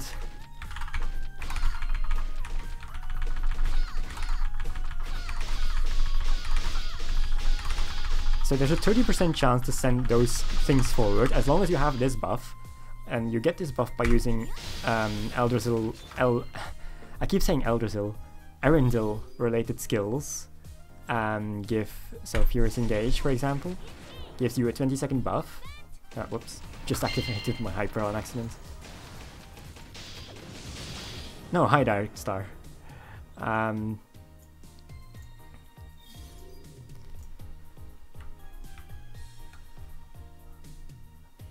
Yeah, okay, I understand how this passes works now. So when you use an Eldrasil special or active, it does an extra hit, which is 200% damage. Like you can see here, this 5156 popping up. That's that, and then when you use one of those skills, you get a 20-second buff, which every time you use a command Erendil attack, you have a 30% chance to send out those arrows, which do 400% damage. That's pretty good. That's actually really good. Since, well, you use, especially this and Furious Engage are pretty commonly used, and Fatality, of course. Like, you use these a lot. So that buff is going to be up pretty much permanently.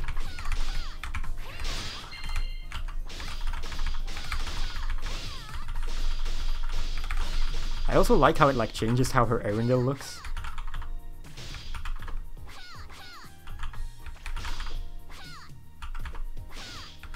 Like it basically makes it like a longsword. Yeah, and it's normal Erendil again when the buff isn't there. I wonder if it increases range.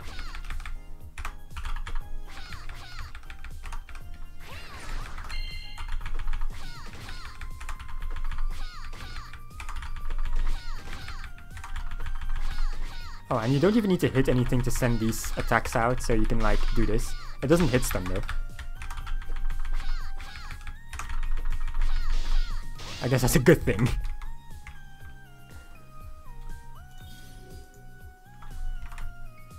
Yeah, it increases range like very slightly.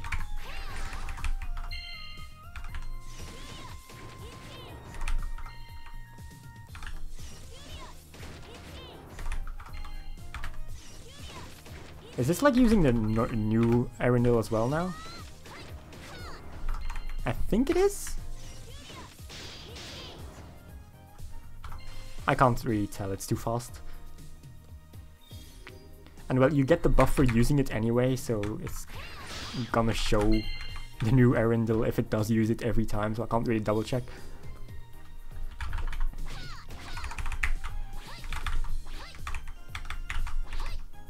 I think this is the easiest way to like check range.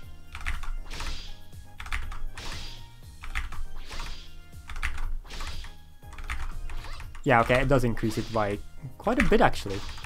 More than I expected.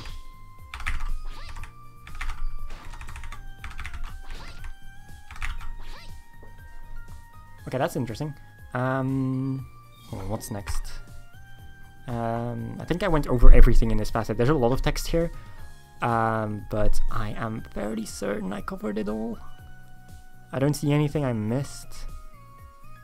Like going through the lines, like I don't speak Korean or read Korean. I'm just like going through my memory, like, okay, I recognize these characters, this is that, these are skills, these are like effect things, this is reduction, increase, all those things. I don't actually read it, I just like memorize stuff. But I'm certain I covered all of this. So yeah, and like to sum it all up, you use Fatality, Butterfly,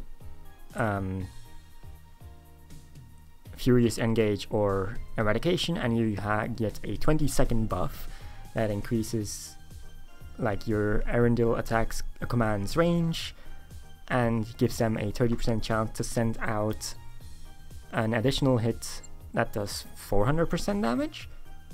Or no, 200%, that's the additional one, 200% damage. And all Arundel related skills also do an initial hit of 400% damage whenever they're used. And that's it. That's the entire passive. Okay. Oh god, more text. Ha! Why are the Reina passives all so fucking convoluted? So much text. Okay, let's see. Whew. I think this is trap related. Isn't that delayed explosion? Yeah, explosive trap or explosive arrow. So this boosts the trap skills, but no one uses those anymore in PvE. Okay. So yeah, this affects trapping explosive arrow. I think this thing, Elder's Fury or Elder's Rage, whatever it's called again. Briar Seed.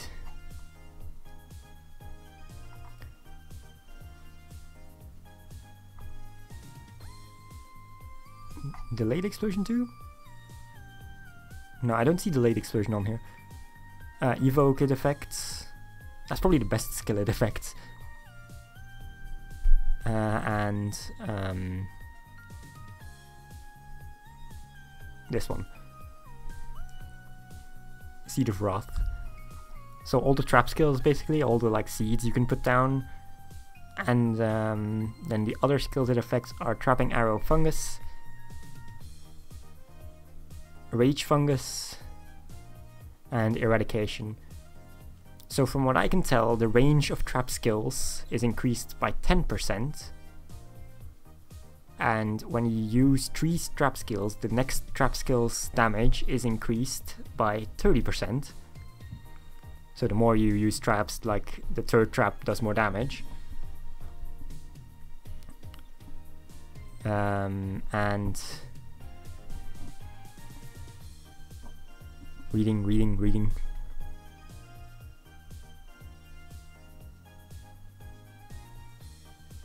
And when you use a like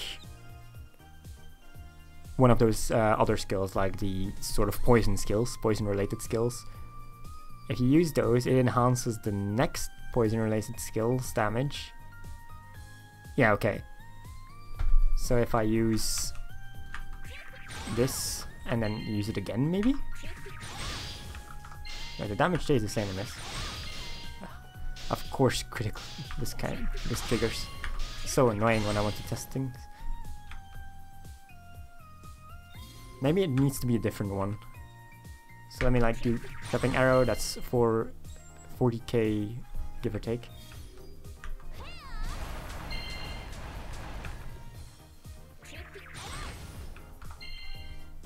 I'm missing something.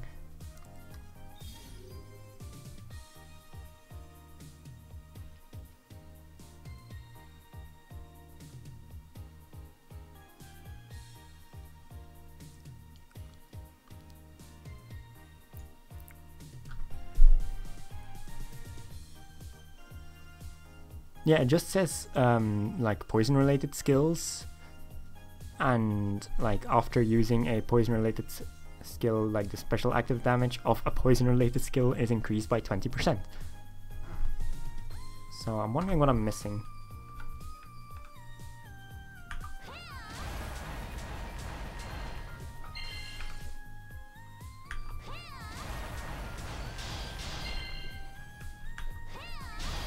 The damage isn't increasing here.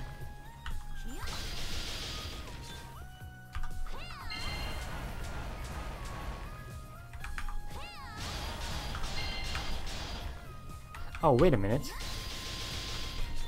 I think I get it. Ah, stop triggering! Okay, well that did 46k. It's still that.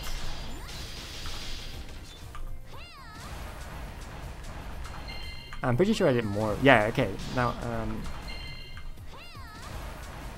yeah, every other poison skill increases in damage. I'm doing the same now, though. Okay, now it's more.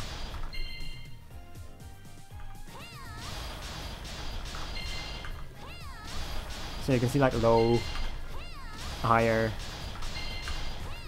lower. Wow, that was a crit. Okay, now it stays the same again. I'm probably missing something.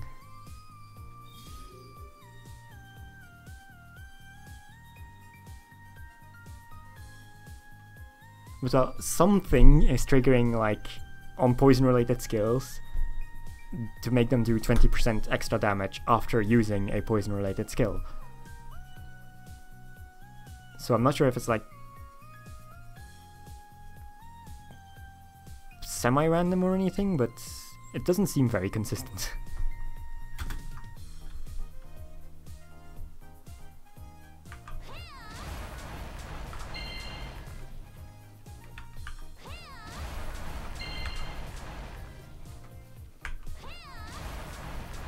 Yeah, now it's interchanging, right?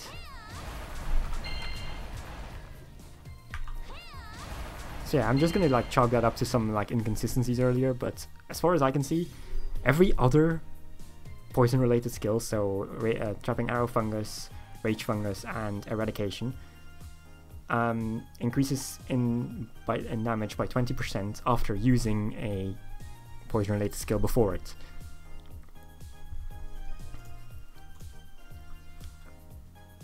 Okay, that's good, since you have 3 poison skills that you have with you all the time, so that's gonna trigger often enough. Okay, I think that's all of the effects of this thing. Like, yeah, the passive and the trap things, but who uses traps in PvE again? I don't.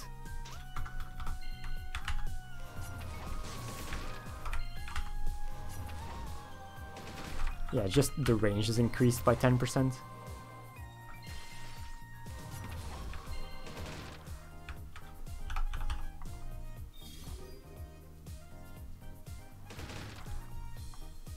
And every third trap does more damage. Yeah, you can see the damage went up just now, and now it's back to normal.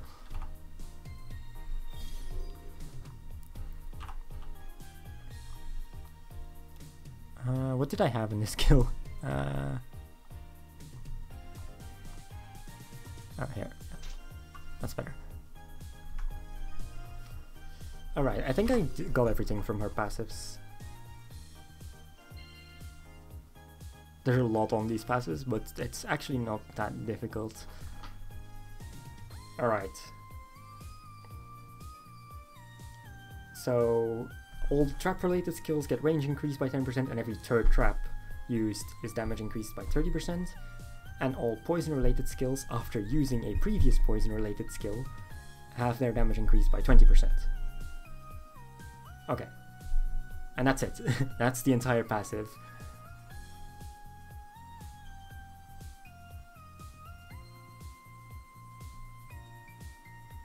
Although I see something related to cooldown just now. Like on the third line in the second paragraph. I'm not sure what that's about. When When using delayed explosion, the trap skill's cooldown is decreased, I think, or reset even. Let me try that. So this, and let's use explosive arrow. Oh, whoops.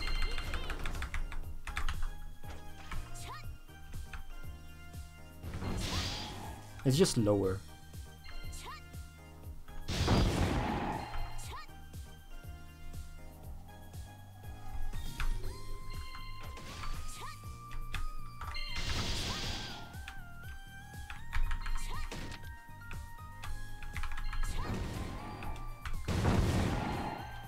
Yeah, okay. You know, only if like Trapping Arrow Buster still existed, then Delayed Explosion would still be really good, but right now it is just too much effort to get all those traps set up. Like this also has a 5-second cooldown, and with Delayed Explosion active, it's only 3 seconds.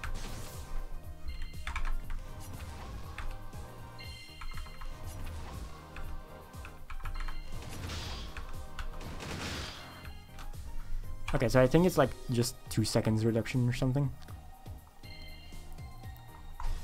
It doesn't say how much though. It just says reduced, there's no time on this. It doesn't say how much it's reduced by. Oh well. The actives have such little cooldown anyway that it doesn't really matter. Like it's good for PvP for sure. Like less cooldown for more trap spam and higher damage and higher range. It's definitely very good for PvP. But in PvE you barely use traps, so it doesn't help there.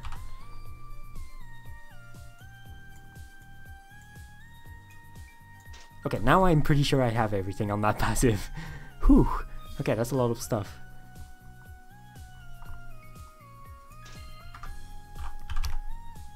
Oh right, the final enhanced stuff. I didn't actually check that.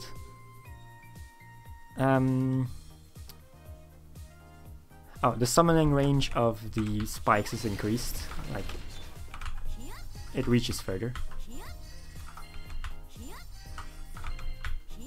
Yeah, okay. This is definitely further. I know you had to like be pretty close to a target to get them to like get hit by this.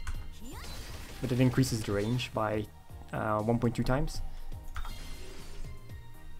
Butterfly just has increased dashing distance, I think? Yeah. Definitely. It's like Max Payne on Wind Sneaker. Whee!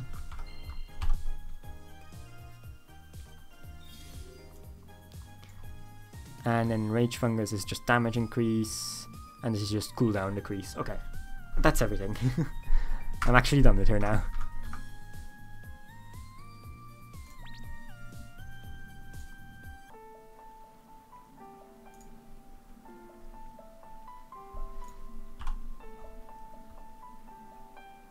Alright, it's time to move back to Bloody Queen to show the true effects, like the enhanced effects on her transcendent skills, since I missed those earlier.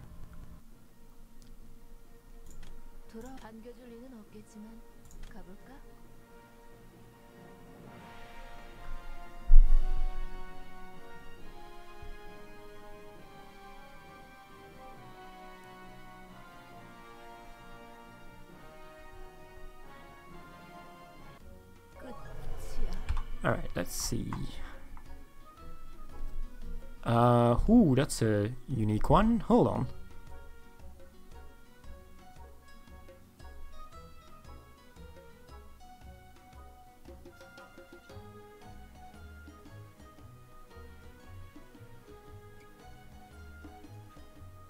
I'm pretty sure this is like like charge dashing range increased again. But it does something else on top of that. It reduces something.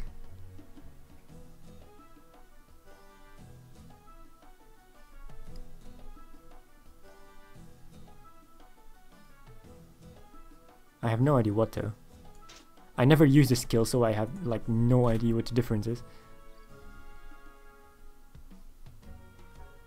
But it increases dashing range and reduces something else. I'm not sure what it does.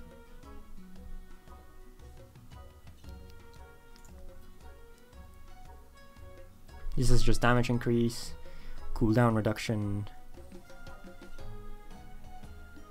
Oh, and Blood Falls' element resistance reduction is increased from 200 to 300, so an extra 100.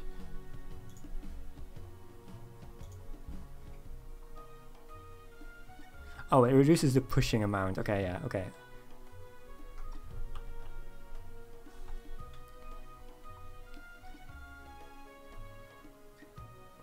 The rest is pretty straightforward. And now Metamorphy, because I missed her earlier too.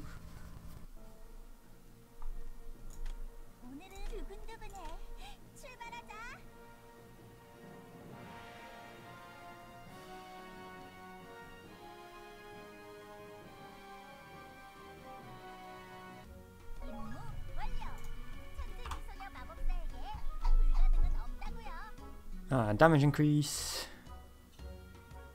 Reduces knockdown from enemies hit by 20. MP cost reduction by 20%. Hey, that's actually good. Only costs 160 MP now. And cooldown reduction by 5 seconds. Huh, that's interesting. Force mod Impact Zone has 20 seconds default cooldown, but regular Impact Zone has 23 seconds default. I think that's the first time a force passive actually, a force change skill has changed the cooldown of a skill. I'm not entirely sure, but I think so.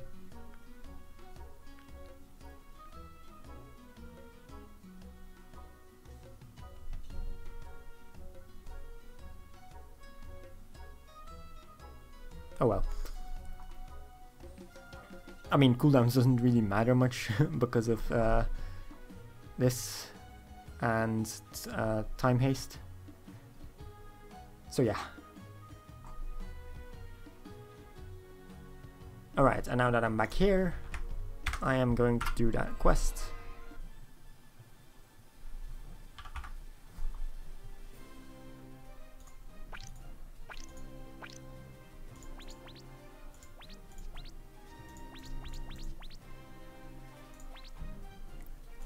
So yeah, the dungeons will be pretty easy since I'm gonna be in Lanox.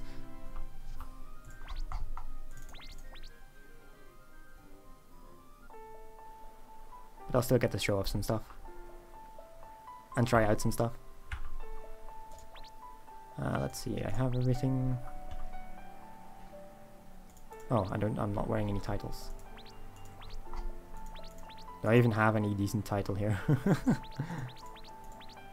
This is good enough.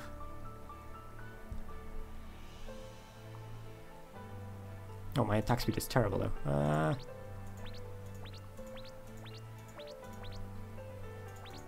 guess I'll just have to use supersonic.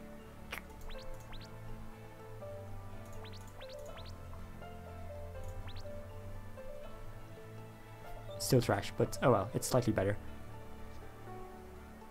I like how much crit maximize I have compared to crit and not even 20% attack speed. Oh well. Alright.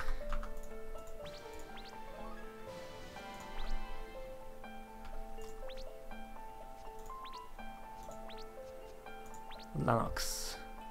I need mini bosses, I think. Yeah, okay. I need 15 mini bosses. I need 10 more mini bosses. So I'll do this.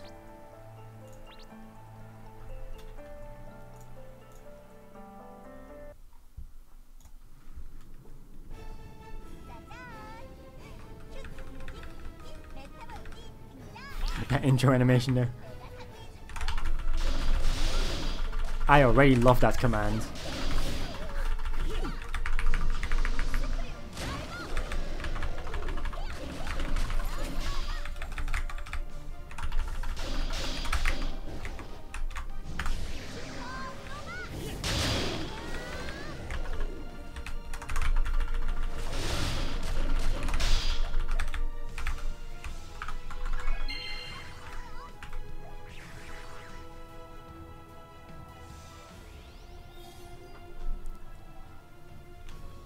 That XZ command is really nice.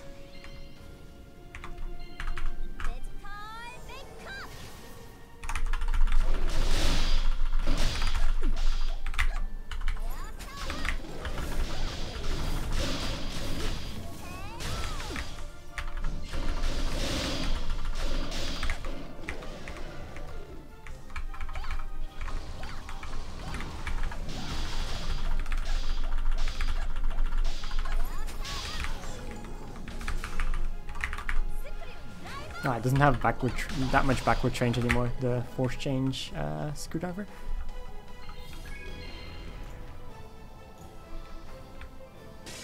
Yeah, I finished Bloody Queen a while ago. I didn't actually play her, I just went over her skills and all that.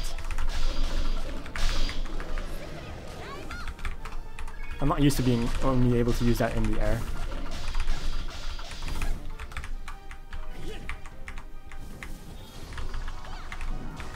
Come on.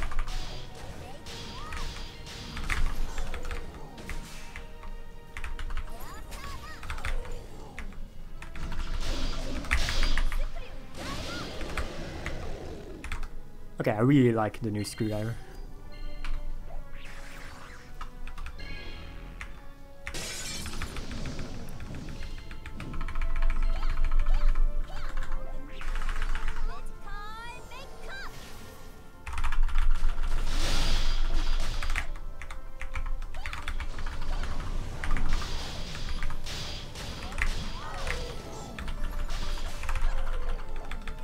I need to use Supernova more.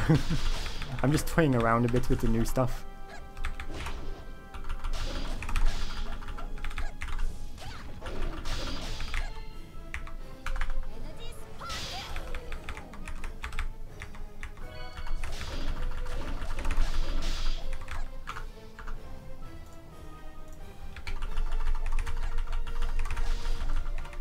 I don't exactly have room for guillotine press anymore. Like Airstunner is just really good and it costs little, so I prefer that over guillotine press.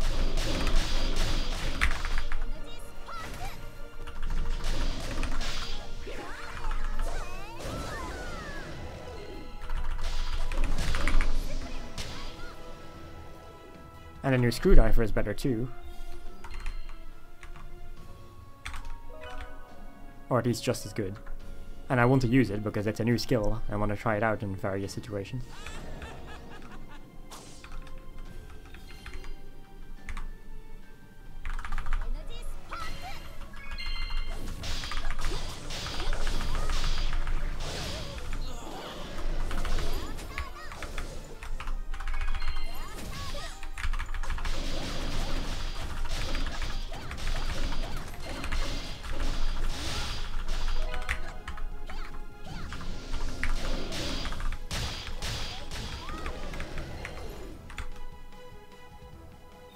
Did I even get drops from them? Yeah, okay, I'm at 8. That means I got 3 drops there.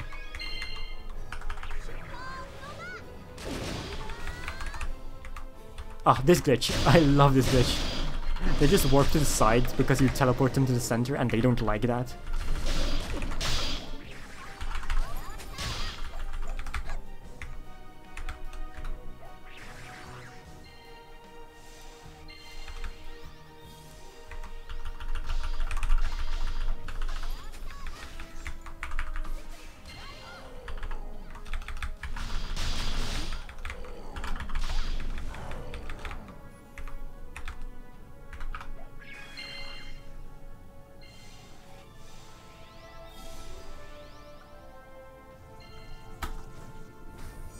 I wonder if this transformation gets cancelled. We'll find out right away.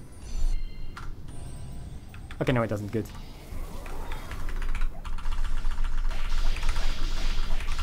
Oh, okay.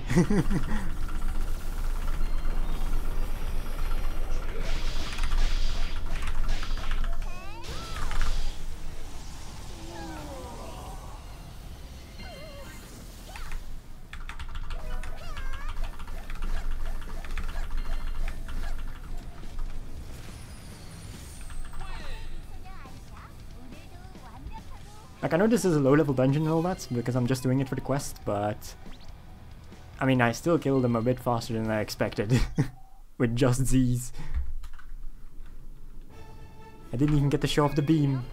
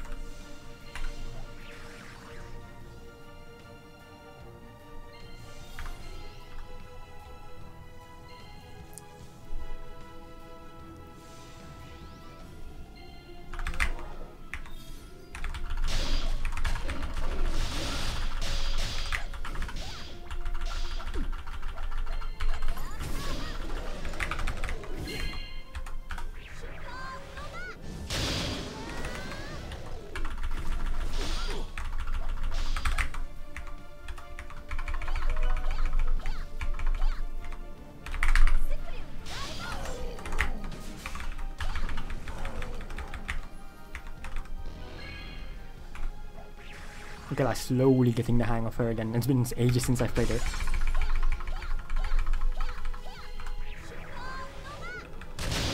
Ah, a stupid glitch.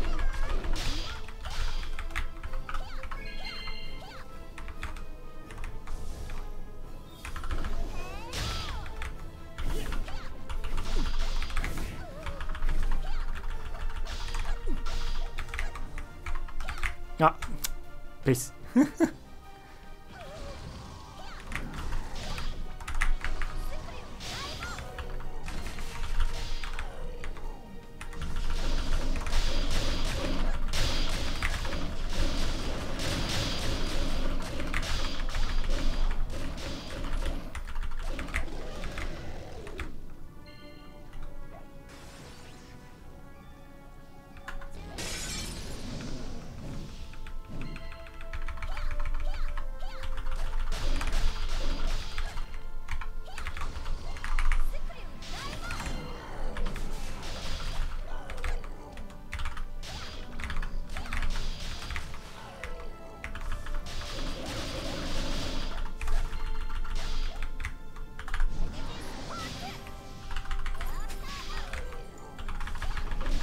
Okay, that's 9:15.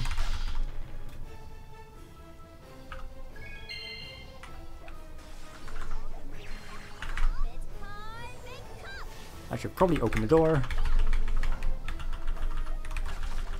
There we go.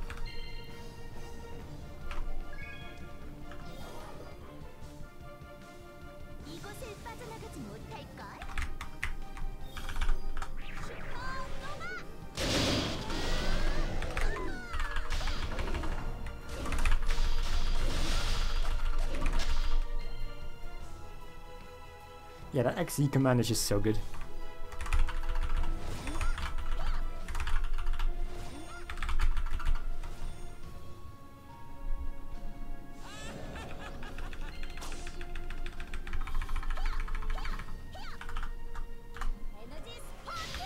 Oh, I didn't hit her? Okay.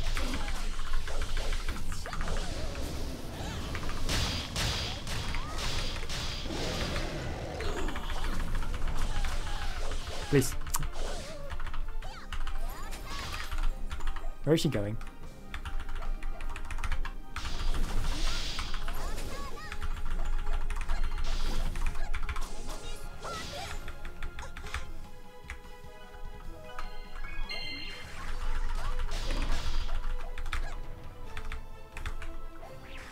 I don't really have chances to like get Awakening Charge or like MP from these enemies because I die too fast. Okay, let's use this again and hope they don't transport themselves to the side. Yeah, they did. Hi there.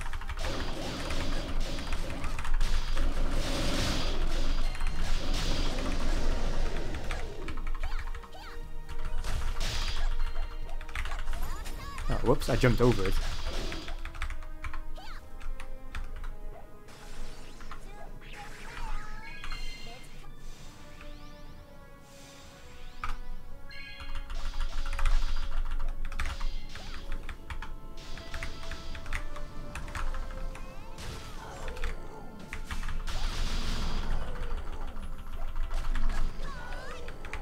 Oh right, I forgot about this command.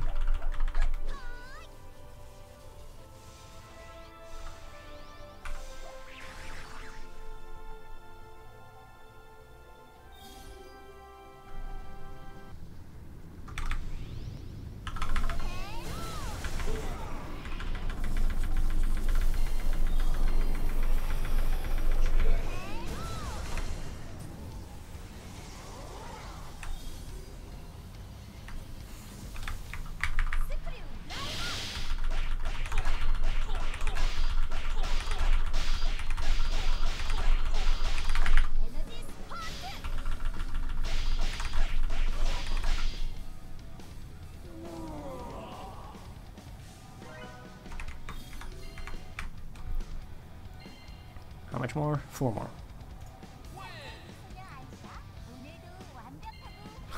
These ending poses are so good though.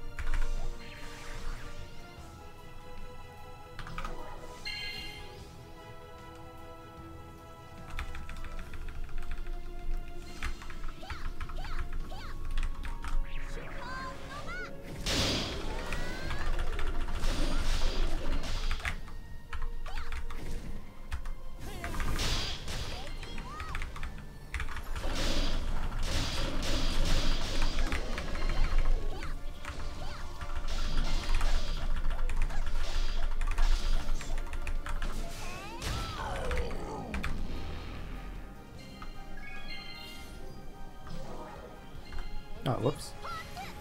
I already memorized that.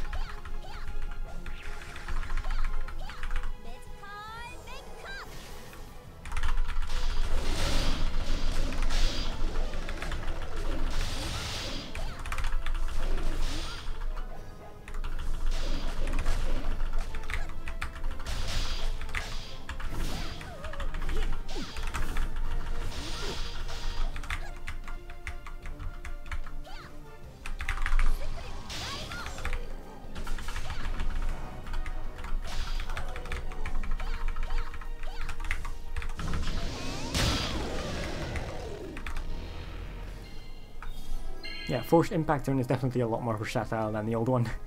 I can give it that.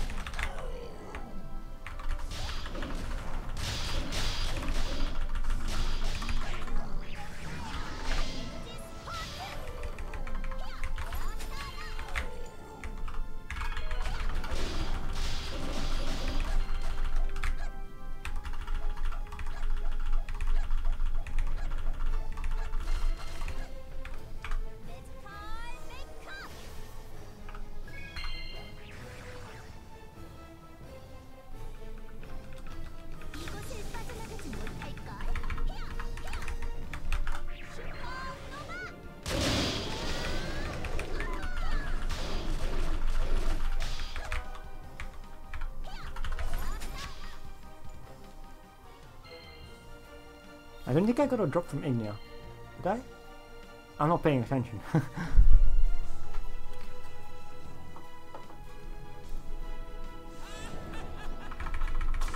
Maybe now would actually be a good time to use the hyper.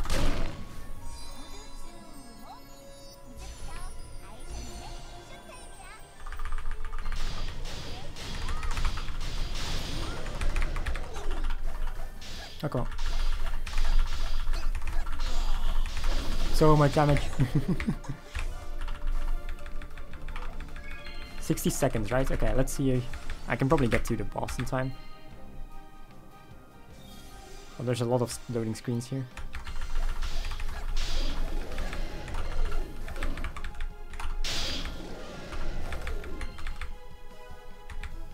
$30 left.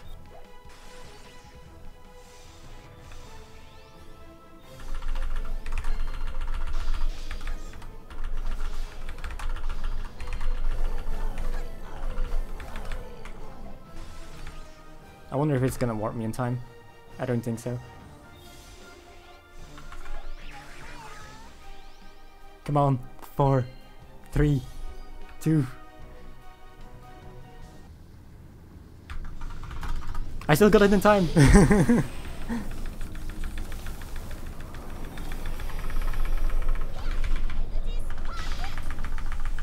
Oh, I'm too close.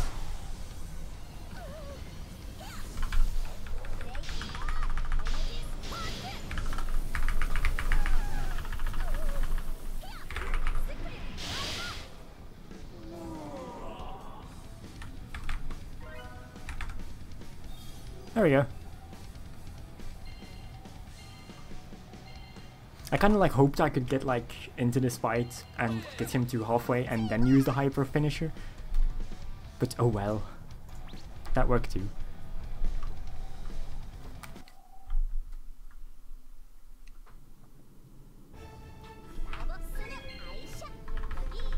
It's just such a fun hyper.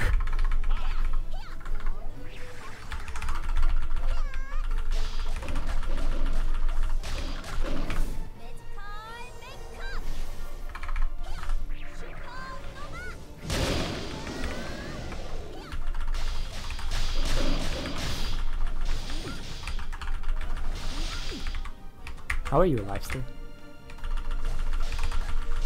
Yeah.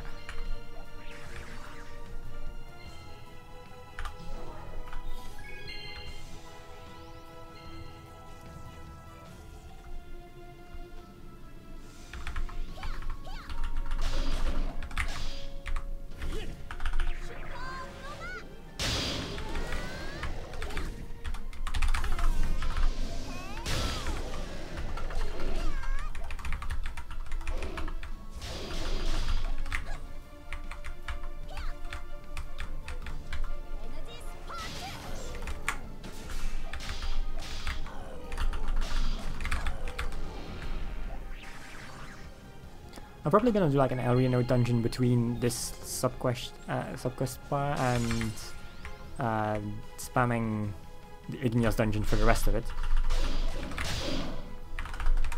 Simply like to try out the class in an actual situation rather than this.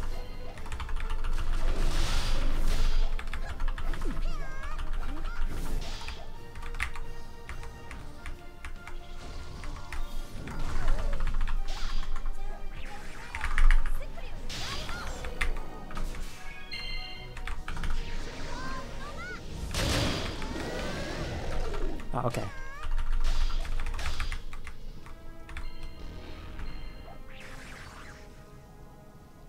Actually, now that I think about it, this would be the perfect room to use the hyper in. Like, use it here, kill this mini boss, kill Ignea, and then use the finisher in the room with Jin and In.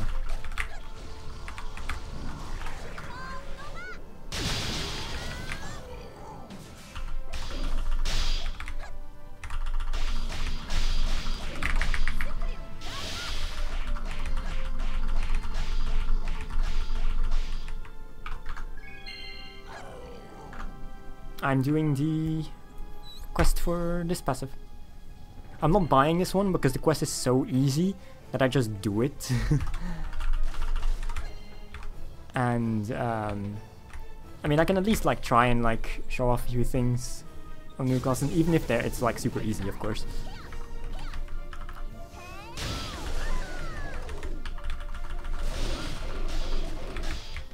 But after this I'll do like a quick Elriano dungeon to like show it off in a more difficult place.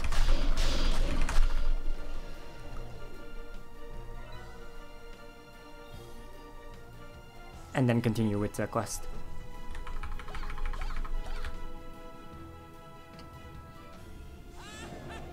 Although I'll probably just go to Elriano to show it off in a proper location and then end the stream there.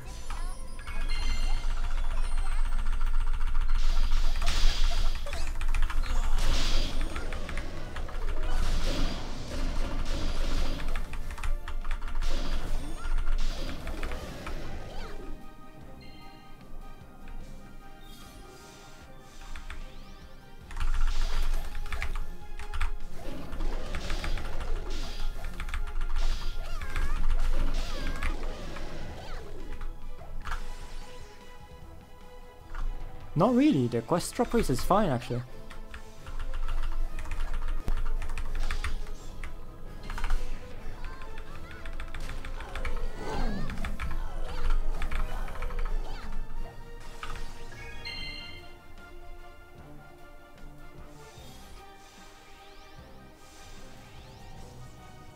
Yeah, okay, I need one more mini boss, I guess.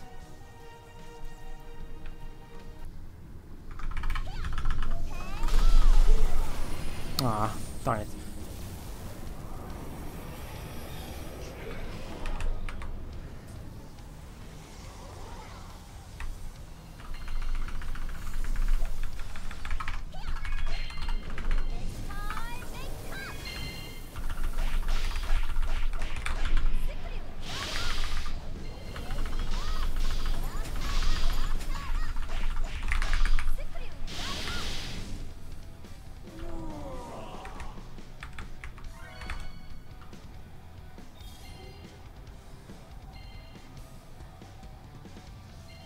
Okay, I'm just gonna go to Elsword now, and like show it off in a proper dungeon. And then end the stream there and do the quest on my own time. Because it is getting a bit late for me too.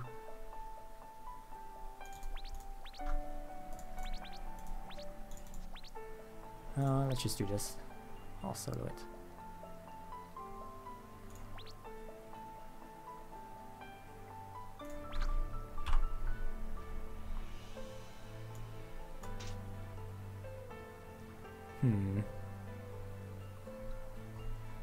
Nah, I'll stick with Airstar.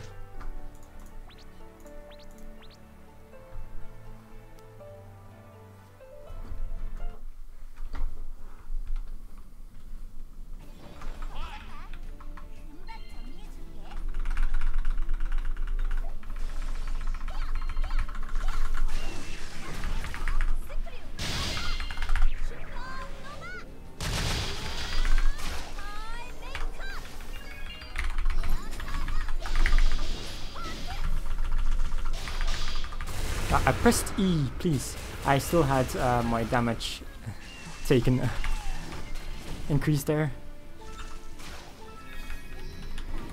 Come on.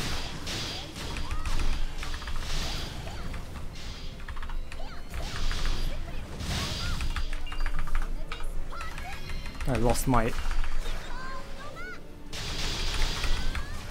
bonus from that.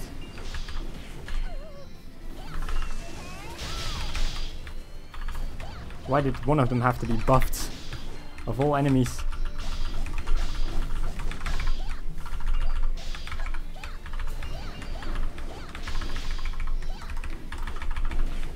Like the damage is fine, but I literally can't get hit or I die. Ah, I missed entirely. Good job.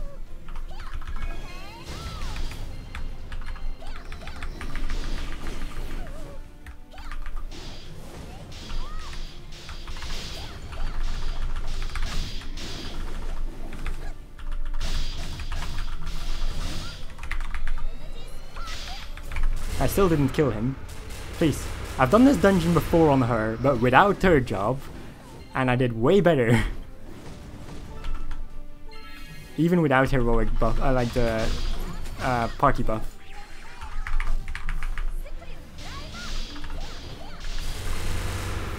I didn't get one shot. I'm wearing my armor.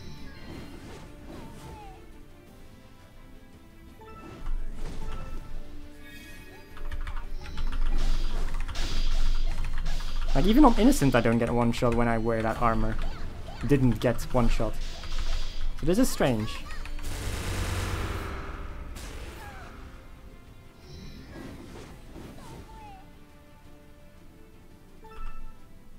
I'm legitimately confused now.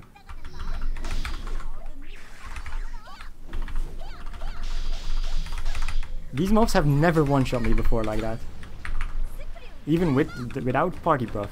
Like, I've soloed this before on my OS, on my Aisha, on everything. With this exact armor.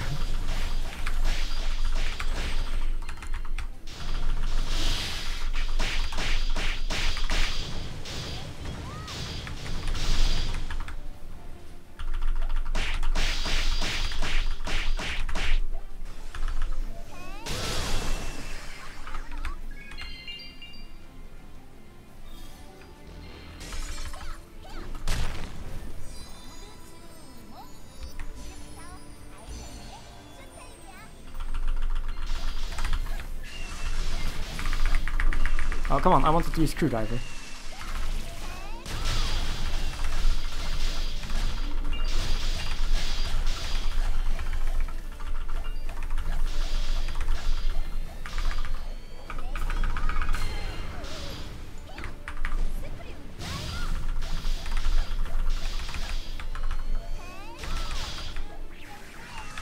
Can I stop doing that attack?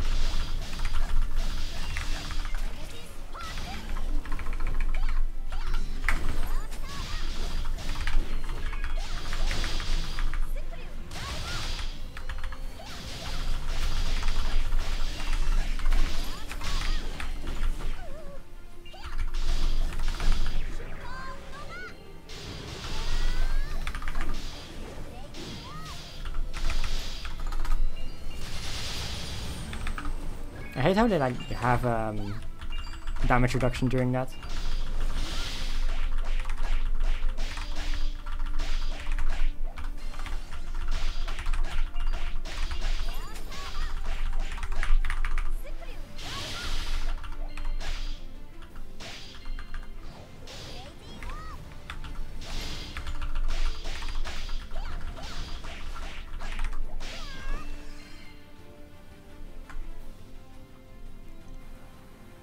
I swear I'm missing something in my equips, but... This is a +8 heroic, level 29 weapon, by the way.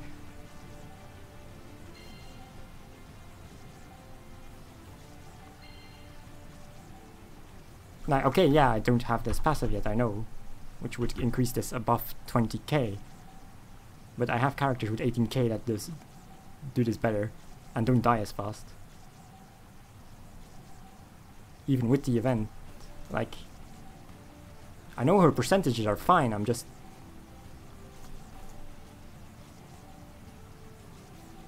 very confused.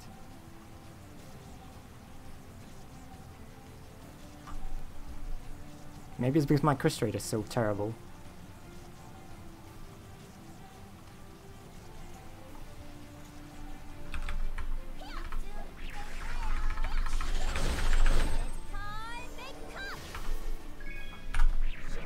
Ah, great, of course I jump away.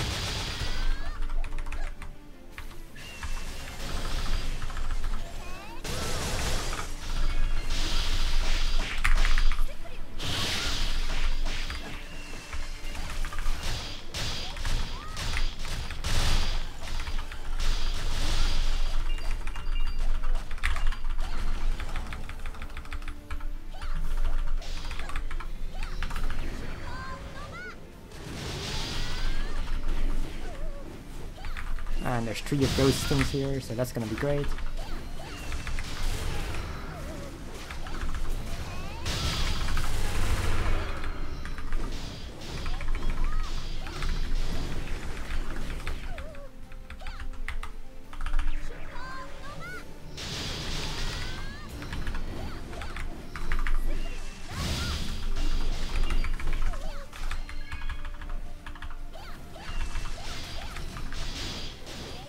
Okay, this is going better. Ah, I need to get up there.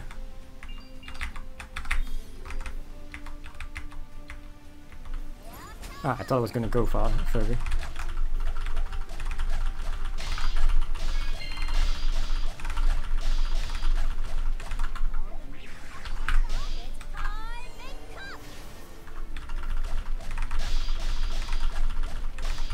New impact zone is a lot more versatile and a lot better on like smaller targets or without a wall and stuff.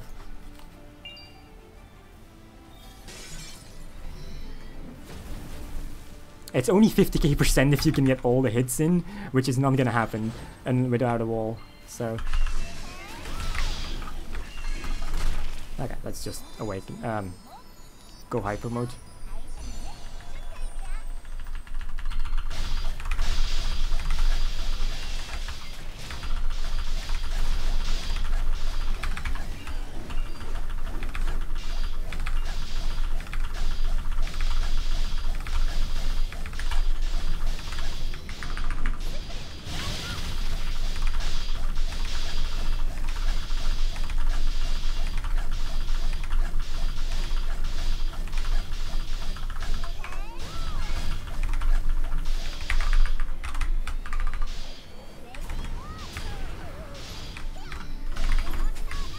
Oh, come on.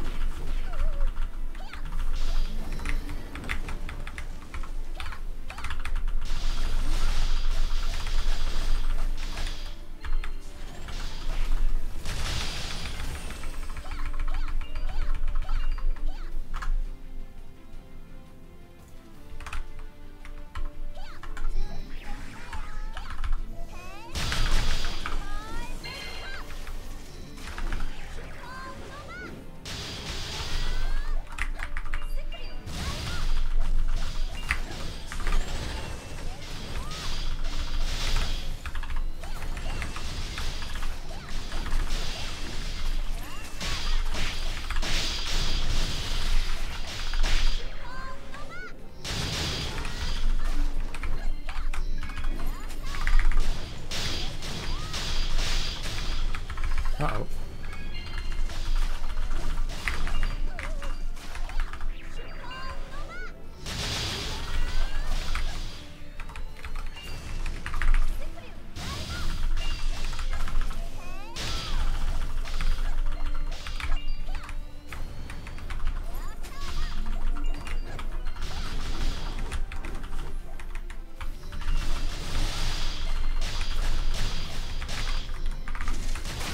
I'm a bit too far from him.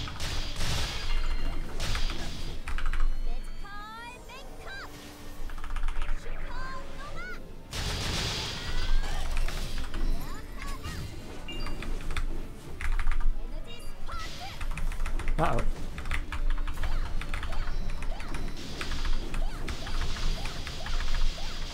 I need MP.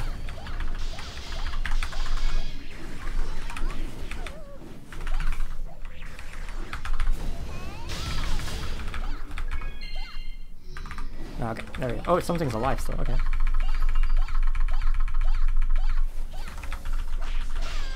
Of course it's one of these enemies.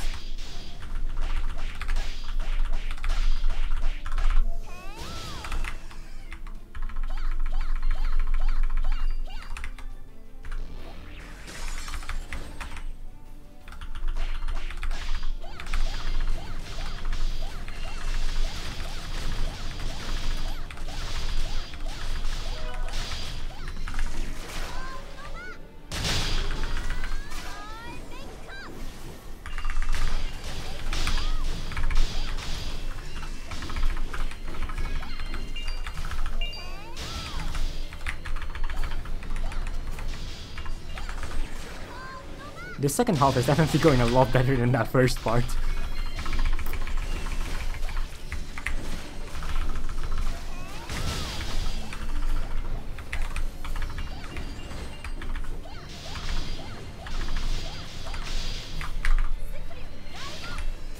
I missed that on purpose because otherwise I was going to be inside of that attack. Oh, come on. Come closer so I can hit the boat.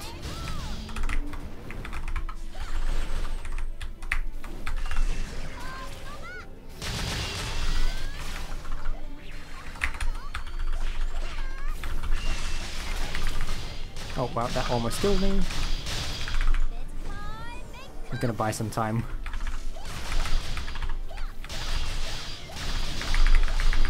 Ow, of course. Like the normal small guy just almost killed me because I was too close to like 3 of them together.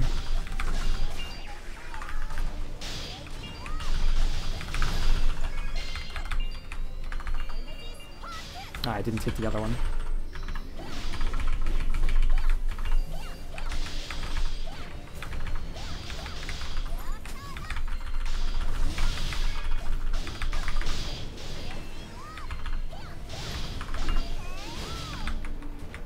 Of course something's alive, and it's one of these again. What a surprise.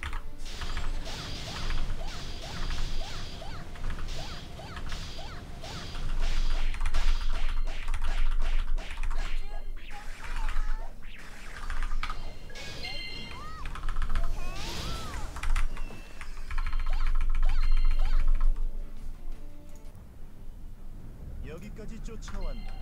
칭찬해주지. Now I just need to get 300 MP for hyper.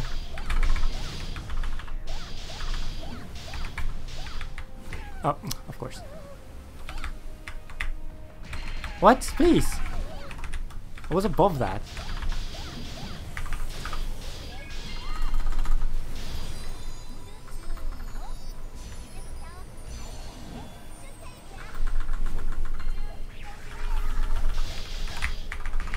Oh, come on.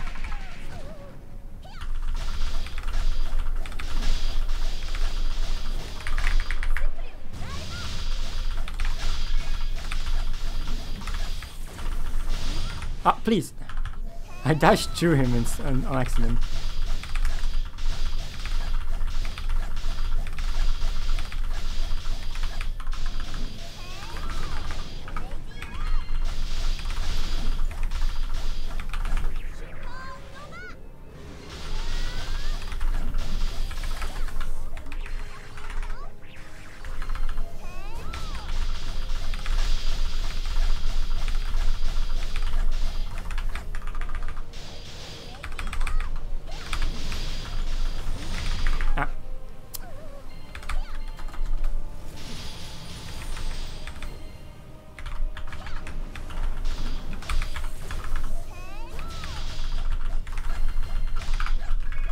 I need to be awakened. Oh well, transformed. Uh-oh. Okay, good. I was worried for a second there.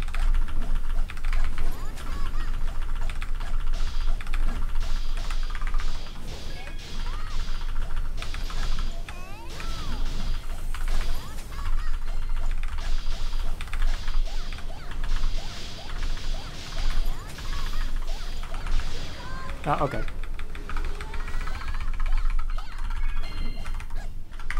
I wanted to use Crazy Worm there.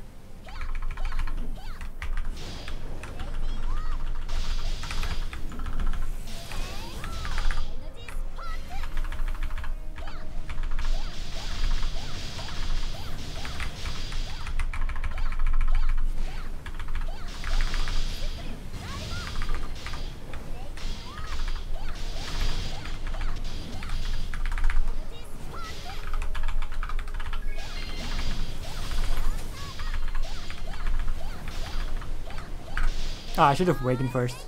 I would have used less than P.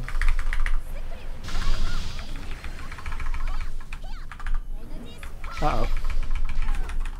Of course that's gonna hit me.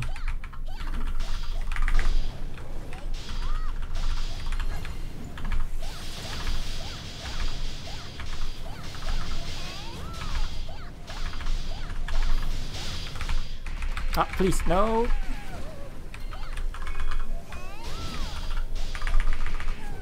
I thought I was gonna die there actually.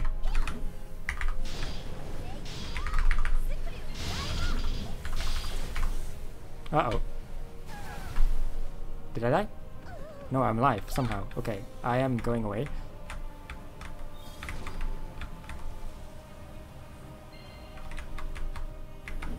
Come on.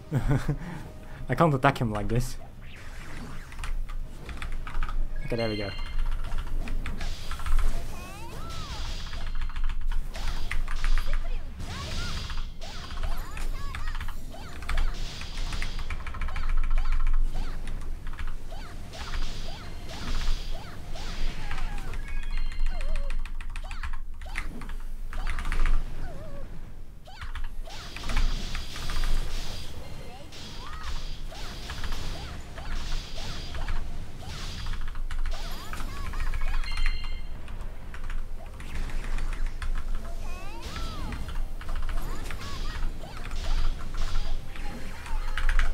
Yeah, I just wanted to avoid that.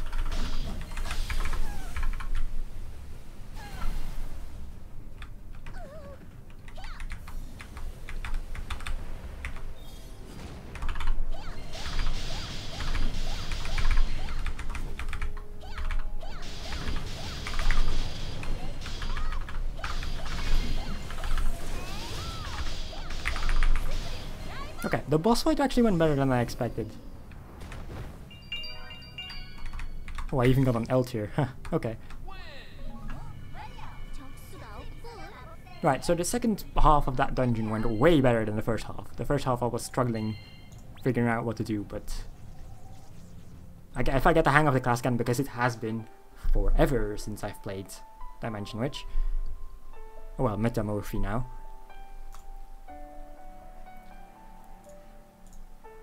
If I get the hang of it again, I can definitely do that way better, even with the same gear.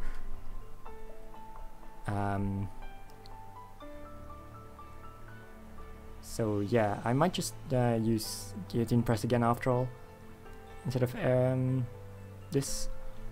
And it does more damage, obviously.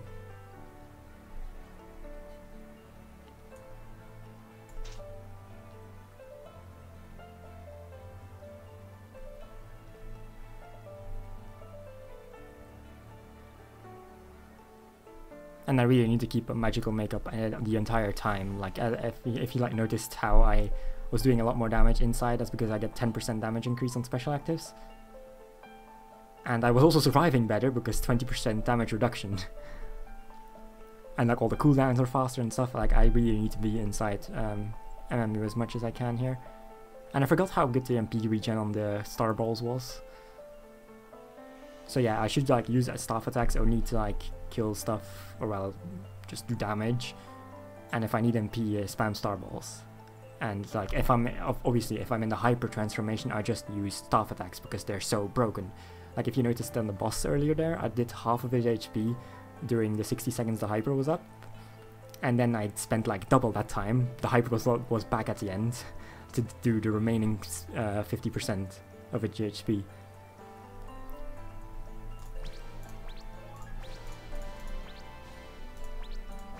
So the damage increases a lot, like a lot. Level 13. Yeah. Goodbye.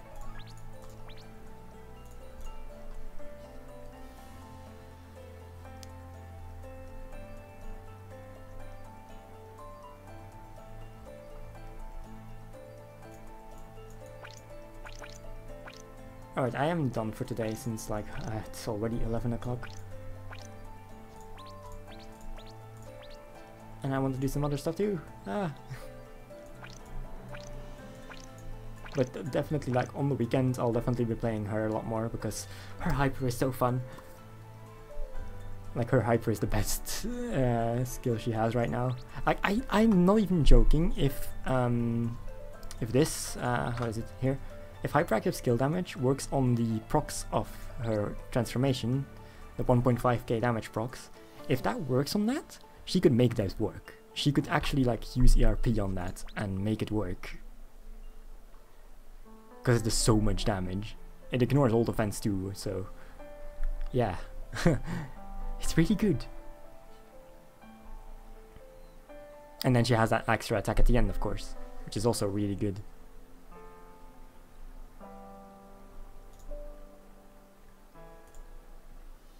Other than that, I just need to like get better at MP management and not dying. And just like play better, basically. But that's what happens when you don't play a class for like a year. Seriously, it's probably been that long since I've seriously played any Dimension Witch. So getting back to her, like it was fun. Like I can see like what I'm supposed to do, what I'm not supposed to do.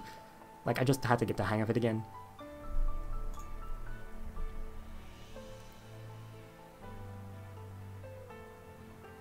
Asura's third class. No one knows what it's called. Literally no one. Not even the Koreans know. It's literally just called, well, obviously the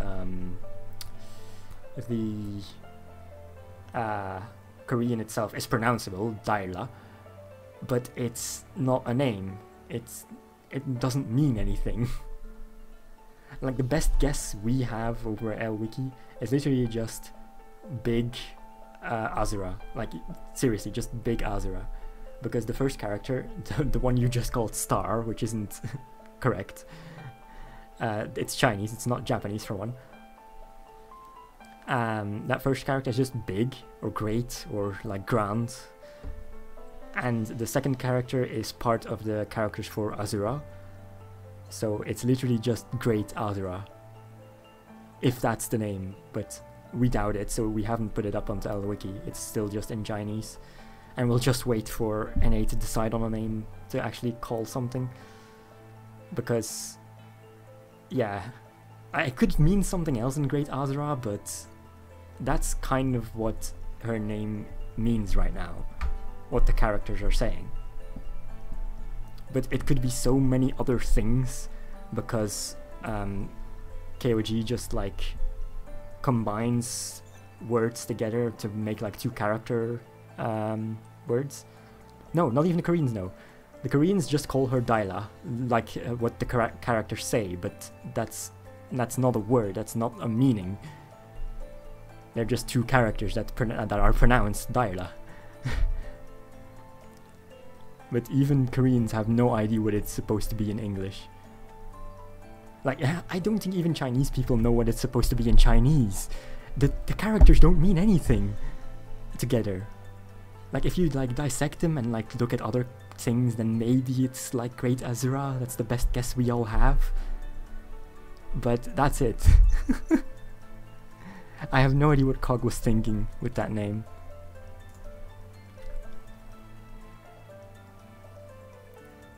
I mean, Brahma wasn't, well, Devi in NA wasn't much better, because the Korean for it means nothing, and the Chinese for it, which the Korean is transliterated from, basically translate directly to Brahman Emperor.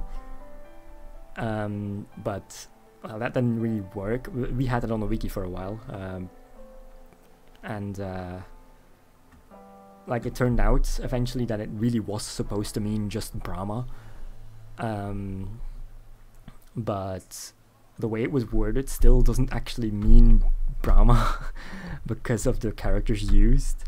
Like, in some weird way, yeah, it can be that, but it's not really. So even KOG's own English terms for the class eventually isn't entirely correct with the Korean or the Chinese. The only one that was accurate is Vishnu. Like, her name is straight up Vishnu. No doubts about that. And that's Apsara in an A, by the way. But yeah, then Devi was eventually found out to actually just be Brahma. And for Azura, no one knows. No one knows. Like, we're all thinking like Shiva, because that's like the trio of gods in Buddhism, like Vishnu, Brahma, Shiva. And her icon starts with an S too, so it would make perfect sense. But the Chinese cannot in any possible way mean Shiva. So we're kind of stuck. But I've been rambling on about names too long. I'm going to log off for today. I'll probably be streaming, I'm not sure about tomorrow, but on the weekend for sure. Like, I'm definitely going to be streaming on the weekend. I need to do that quest anyway with like the third job quest. So, this one. The event quest. So it's going to be fun. So yeah, anyway. I'll see you on the weekend for sure. Like, I know like last Saturday I said I'd be streaming on Sunday for Epistasia, but I didn't end up doing that because I was too busy with other things, and then during the week I also didn't really have time. Like, sorry. I'm really bad at keeping schedules, really bad. But definitely on the weekend, like, promise. Cross my heart. So yeah, anyway, thanks for like whoever joined me in the stream today. I really appreciate it. And I'll be seeing you guys whenever I stream next time. Good night.